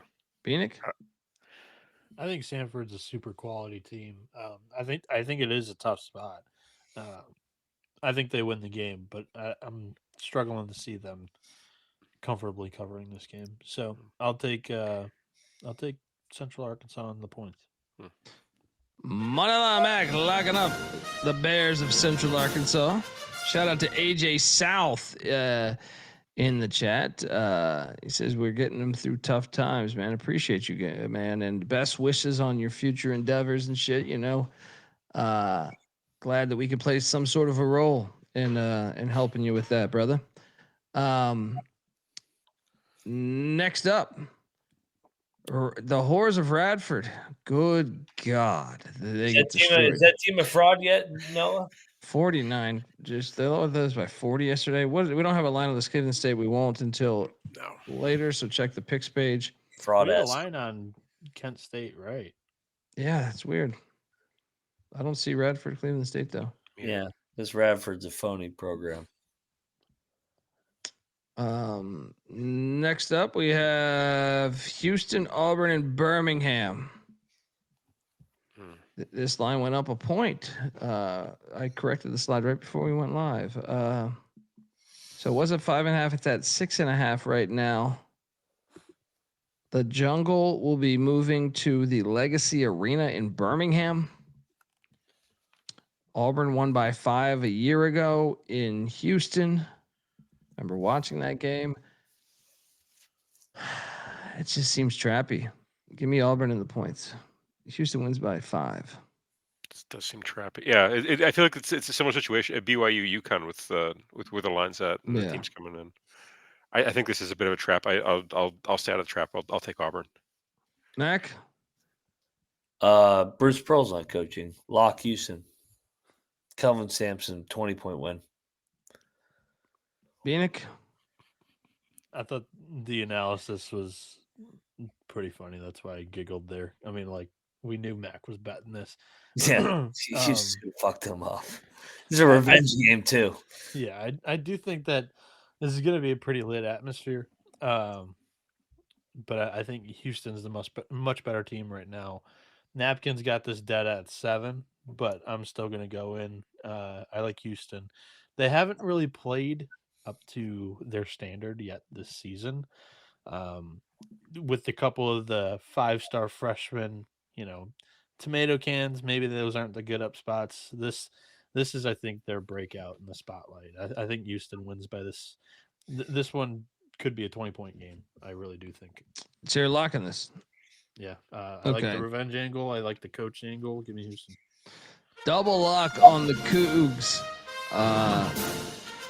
Bieniek and Mac. I'm gonna stay off. Also, I will say this: if you're gonna bet Auburn, you might as well wait. This thing might go to like 8.5. Yeah, if you want Houston, get it now. That thing's going 8.5. It already went up a point. So. Next up, we have Tennessee State taking on Western Kentucky. Western Kentucky laying 10.5. Where was the up a point, by the way? I'm still seeing 6.5. No, I'm saying like I had it at 5.5, and right before I went live, it was I saw it was 6.5, so I went and adjusted it. Okay. Tennessee State's catching 10.5 at the tops. I was thinking about this one. Why should we not bet the tops? We probably should. Portal team, but they're off a big win. They won by 24 at Tennessee State last year. It was a week ago, though, so they've had some time to decompress off the rivalry win. They beat Tennessee Tech by 12 this year already. Yeah, Tennessee Tech's not good. I will say Tennessee State, their only road game, they only lost by 8 at Belmont. Tennessee State hasn't looked bad, in my opinion, this year. The non D1 teams, they've blown the shit out of them, and I watched all of that Belmont game, and they didn't look out of place. So, I'm sorry. Go continue. I think that Plona would be the better, more experienced coach than Nolan Smith. That's my angle why I'm laying the points, but I'm not betting it. Another thing is, Western Kentucky just won the 100 Miles of Hate rivalry today, so everyone might be fucking really fucked up. It'd be a hangover day, yeah. Yeah. What a fuck up block. Give me Tennessee State. This is gonna be a game, man. I'm gonna stay away, but moneyline Mac, I'm locking up the Tigers at Tennessee State.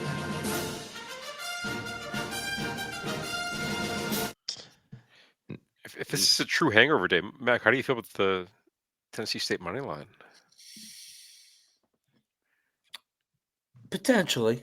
I mean, dude, they hung with Belmont the entire game. Yeah.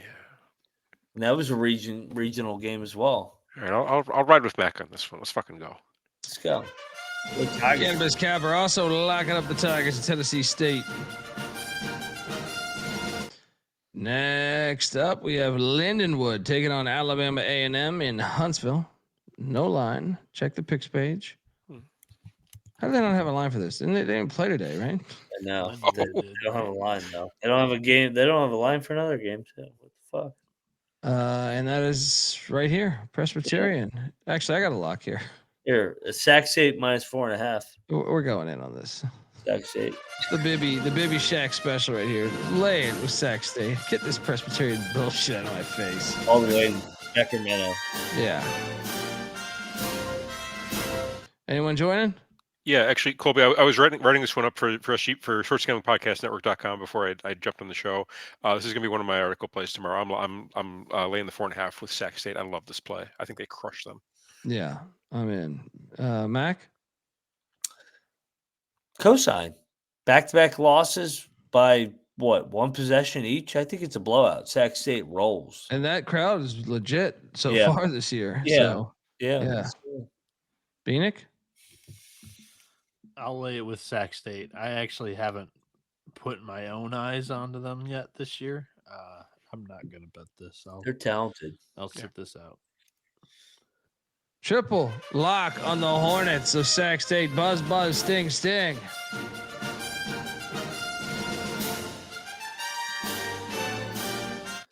Nick talking about the Next. Presbyterian travel here.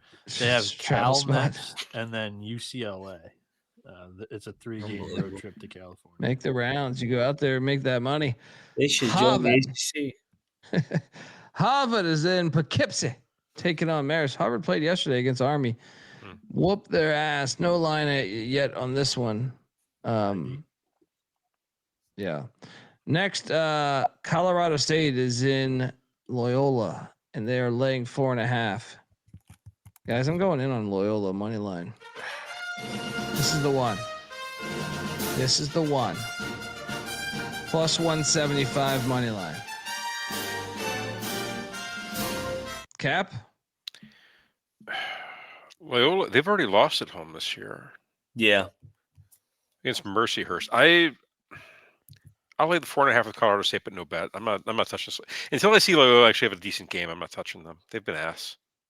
I mean, I thought they actually answered back against North Texas decently, but yeah. That was a weird. That was in like it was like in like a neutral site, like off campus. Nobody. There was like 700 people at that game. There was nobody there. All right, we'll see. Which, to Colby's point, maybe a little bit more people on campus, or a little bit. Oh, there should be, yeah. Sure. But I think Colorado State is like a legitimately good team. I do not think Loyola Chicago is a legitimately good team. I'll lay the 4.5, but I'm not betting this. I'm going to take the points with the Ramblers. I still have some questions about Farouk Manesh. This is his 4th total game and first road game as a head coach. I'll take Denzel Valentine. Right. Or Mac? no, Drew Valentine. Oh, Loyola Chicago outright. Colorado State first road game, first year head coach road game. Loyola, the Ramblers get right. Shout out Sister Jean. Double lock. Rest in peace to Sister Jean. We're gonna win this one for you, sister. We're gonna get this one. UNLV is at Memphis. Memphis laying 10.5. Pastner. Look, Buzz did it. Oh shit! Buzz Williams went back to the scene of the crime and got the win. Can Josh Pastner do the same? Oh, Penny is a big favorite. They covered a nice game against Ole Miss earlier in the week, and they beat UNLV last year. Charles, shout out to my guy Charles Walker, but I think you're wrong. I don't like laying 10.5 with Penny. I will lock up UNLV plus 10.5. Cap. System play. Penny is a dog. Fade him. Give me UNLV. Shop around out there. I thought I saw an 11.5 earlier. So if you can see that, if you can get that, grab that. Yeah, if you can get shop around. Mac, lock. Yeah. Pastner's been the best head coach at Memphis since John Calipari. Let's go. Pastner, money line tomorrow night in Memphis. Ooh, I don't think money line. I think Memphis will win the game. Yeah, they're live on the money line. I don't think they. Okay, maybe. Live on the money line. Yeah, I mean, it wouldn't shock me just because Memphis has lost to a couple each year. I feel like that you're not suspecting, but yeah, but I think Memphis gets out by like 5 or 6. Bieniek, what are you doing here? I think Memphis gets out by 20. This is the first road game for Pastner in 4 years or whatever it was, and it's going back into a place. There's a lot of external distractions, pressure, hate in this matchup towards Pastner. And Memphis is coming off a loss to a rival. I think this is a massive get up spot for not only the team because of the loss, but also the fan base because of the guy on the other sideline. I'm going to lock up Memphis. I think they win this comfortably by double digits. Oh, I like this. We got a battle. We got what have you seen from UNLV to feel comfortable that they're going to have this as a game? This is a team that lost by double digits to what has Memphis done? to play. Montana on their home floor and also lost as a double-digit dog. They're favorite 1-0 to against UT Tennessee Martin. schools. They beat Chattanooga by 31, 32. How many more times you got to watch Penny as a big favorite in a big game? He's gonna fucking shit this bet. He's gonna shit this game away. Actually, they're 1-1 against Tennessee teams. UT Martin. Oh, that's right. Dude, Pastor's gonna win this game outright tomorrow. Let's go, Pastor. He's not going to win outright. Memphis winning wins. But Memphis plays with their food a little bit. Absolutely. And then They always do. Yeah. A 7-point win, 6-point win, something like that. It's dicey for a little bit. We got a battle. Dondi, Cap, Mac on the Rebs, Bieniek. Say we Tigers.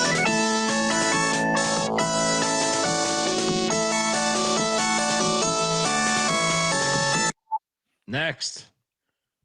Incarnate Word is at Indiana.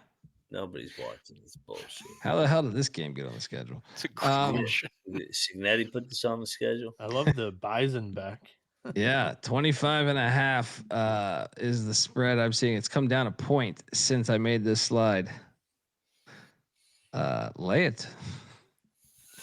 Yeah, I guess. Yeah. You blocking Indiana? No. Indiana covers every game. Fuck them. Yeah, they cover every game. So it's I'm saying lock it. I'm I'll lay with Indiana. I'll lock it. Wow. Okay. I hope they don't cover. I don't like Indiana. You know the money's going against you right now. Bieniek, what are you doing here, buddy?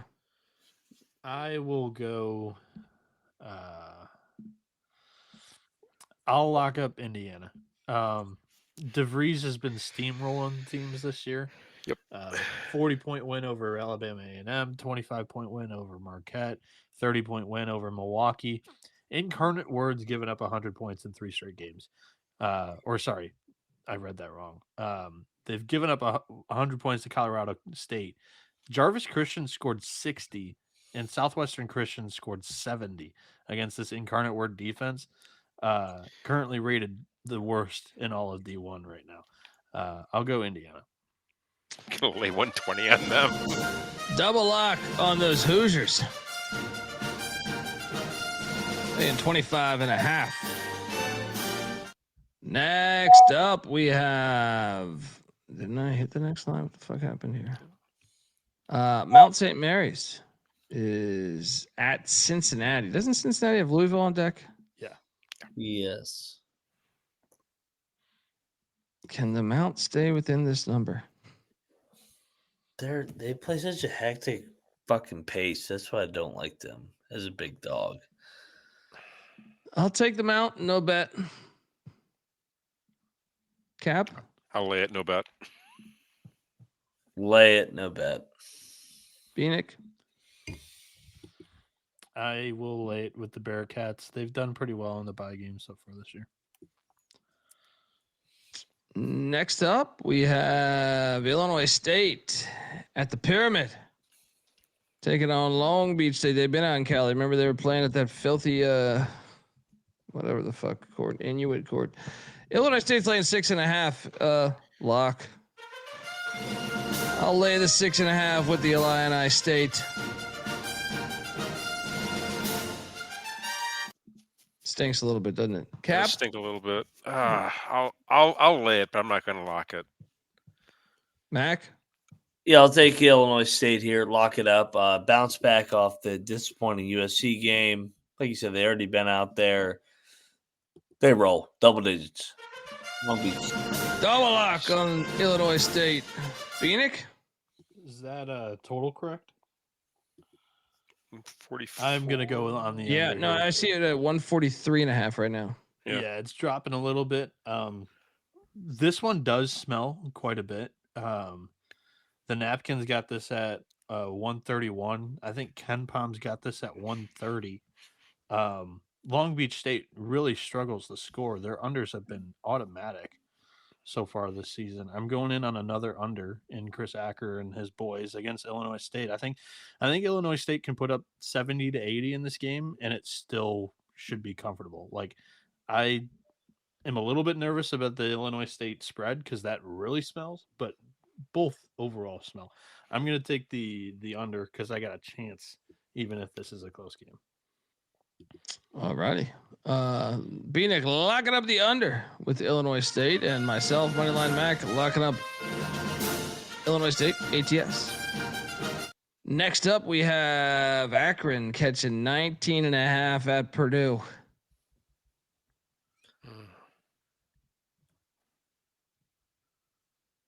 Sunday night game. I'm thinking we take the points, right? They just beat Bama, come back home. They win by 16, 14, something like that. Got Am I Memphis crazy? up next.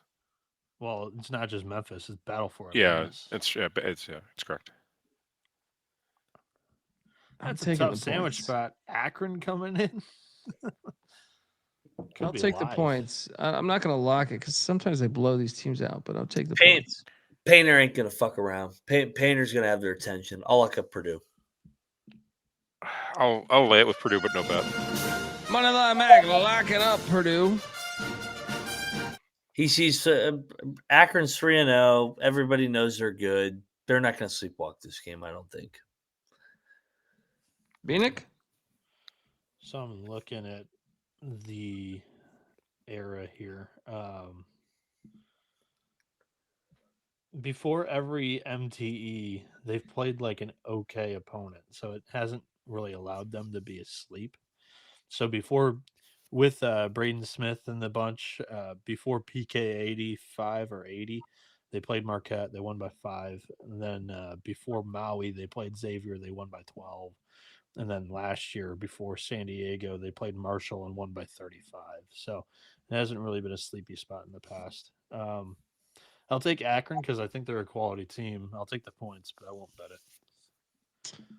Next up, we have Troy, the Trojan men. They've been out in Cali. They're laying 3.5 against Cal State Northridge. Northridge, the traveling team here. All right, we're going back to the fucking well.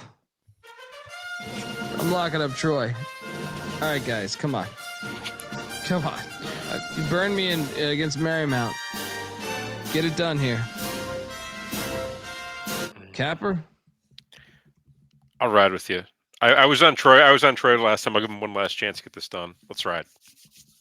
Double lock. Mac, you in? Yep, triple lock. Give me Scott Cross Company. I think he's a really good coach, and I think they'll bounce back here. Bieniek? Yeah, I'm sold. I'll lock it up with you guys. Let's fucking go. Quadruple lock on these Troy Trojans.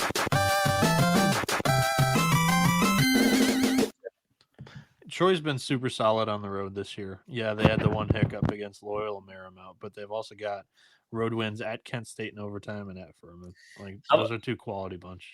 How about this nightcap, by the way? Oh yeah, Jacksonville, Florida, the Gators. Gators taking on the Canes. Florida's laying 10.5. I'm locking up the Canes plus 10.5. So Florida State almost knock them off. Give me the 10.5 and the Canes. Sprinkle that money line. Cap? I think some of the problems that we saw with Florida at Florida State, or sorry, playing Florida State, won't be solved in one game. I think too many points. I'm on Miami plus 10.5. Let's go. Shout out to Avetta. She'll be at this game. Right on. If anyone going, hit her up. She's fantastic. Gator, you're battling, huh? Yeah. Florida rolls by 20 tomorrow. Jai Lucas, it's a little humbling experience here. Florida got their scare out of the way against Florida State. They're going to roll tomorrow. They'll get right here finally. Bieniek? Yeah, this is going to be a little bit of a road atmosphere for Jai Lucas, with Florida fan base having a large presence in Jacksonville. Jai Lucas' first game away from home as a young head coach. The 3 teams that he's played so far, Jacksonville, Bethune-Cookman, and Stetson. He's had fun beating up on the little guys in the state. Time to go take on the Gators and take an L. I think Florida wins this by double digits. I'll lock it up. Last game of the day. We got a battle. Mac. Bieniek on the Gators. Cap, did you say you're with me on this? Yeah. Yeah. Okay. Cap Dundee on the cane. Sorry, it's fucking 4 a.m. I've slept 2 hours. We're live. Yeah, shout out to Jared in the chat. What a time to be alive. Crossover season is alive and well. It is Hoosiers keep on rolling on both fronts. Wow. He's coming and talking that shit. Hope you're good, brother. Hope DeVries loses. He's gonna win by 50. All right, locks, dogs, all that shit. 2 locks, 30 game slate, or 3. Let's do 3. We did 3 with 15, so Okay. I think we stick with it. Fair enough. I'm gonna lock Loyola Chicago as one of my locks. I will also lock Troy as one of my locks. I will also I'll go and then Illinois State. That's 3. Wait, is that my dog though? Hang on, let me see. Illinois State's favored. No, I'm saying like just did I give out one of my dogs as in Loyola as? Oh yeah. Sorry. Yeah. Because who else did I have as a dog winning this? Actually, how about this? Loyola will be the dog that hits on the money line. So scratch that out as the lock. The lock will add Sac State. Okay. See you at the fucking winner's circle. If you're looking for another dog, it's the Canes. All right. Fire away, Cap. Okay. I'll lay the points with Indiana as one of my locks. I'll lay it with Sac State as one of my locks. And let me lock up Tennessee State plus the 10.5. My dog, do Wagner in the money line. I like it. Mac, what are you doing here? I'll go 3 favorites for my locks. Florida rolls Miami, Houston rolls Auburn, and UMass gets revenge on Central Connecticut. Dog, Josh Pastner, money line, back where it all started. He beats Penny. Shocker, Penny shits the bed tomorrow. Bieniek? Favorite play tomorrow is that under 143.5 in Illinois State, Long Beach State. That's like a huge edge, almost like it smells super bad on the side of Illinois State, why they're only a short favorite. So instead of laying it with Illinois State, the Redbirds, I'll take the under. Long Beach State, it's been a tough sledding scoring for them so far this season and so far in the Chris Acker tenure. I'll go Troy minus 3.5. Northridge is the traveling team in that game. I agree with a lot of Colby's analysis during that game preview. Troy's looked pretty good on the road so far this year with 2 quality outright wins as a dog. 3, I'll go Hampton minus 4.5, neutral site in Providence, where Ivan Thomas was an assistant coach for 5 or 6 years under Ed Cooley. They're playing Holy Cross. They're going for like a 2-0 MTE appearance. I like it. Give me the bed and breakfast there. For the dog, I like this the most. I'm going Houston minus 19.5. They win this thing by 20 or more, plus 370. Cougars go in, get revenge over last year's debacle against Auburn, where they were able to have all the distractions and the storylines entering the game. I think it's a huge coaching mismatch between Kelvin Sampson and Stephen Pearl. I think that Houston hasn't looked great. So in the market, they're a little bit shorter of a favorite. They've got some 5-star freshmen that haven't really clicked so far. I think under the bright lights, the spotlight game of the day, this is where they break out. I think Houston holds Auburn to like 50 points and they put up 70. That's the type of game I see. There we go. Okay. Folks, Noah Bieniek's on Twitter at NoahB77_.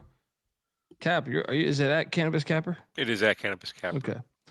Moneyline Max on Twitter at Moneyline_Mac. I'm on Twitter at TheColbyD. Some people in the chat there. Football reaction show tomorrow. Yes, it will be tomorrow. We're gonna do it tomorrow night though, not tomorrow at 10 a.m. It'll be tomorrow night. Tomorrow night is like kind of when the slate heats up. Maybe I advise 3 or 4 in the middle of all the games. How about no? I can't do that. I can't do that. Yeah, it's easy for you to volunteer. Yeah. That's when you wake up. Dude, I've slept 2 hours Yeah, in the how past about like How about 48 hours. Yeah. Yeah. So tomorrow night, like around 9 p.m. Eastern, 9:30, we will do that. Till next time, folks. Appreciate everyone rock with us. Shout out to Tribeca and everyone else that donated money to help us out. We are grateful. And yeah, we'll be back tomorrow talking ball. Love this shit. All right. Till next time. This is the college basketball experience. You better start thinking about yours. And we are out of here.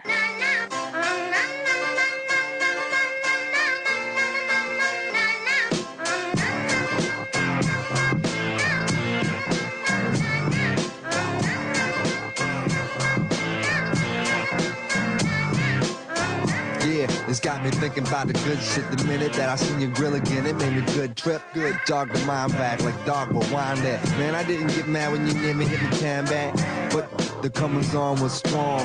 Now my shit's coming along, you know the song. The truth is I'm pretty much on fire again. It's heating up for real, I'm alive again. And that's the attraction factor. Vancouver, Michigan with my rap disaster. Yeah, you know you want it how you want it. No need to trip cause I got it, doggone it. It's all yours and the extras too. All the super music and the sex for who? Just get it straight cause you caught me in a good mood. Let me demonstrate what this time of year could do. Sing it.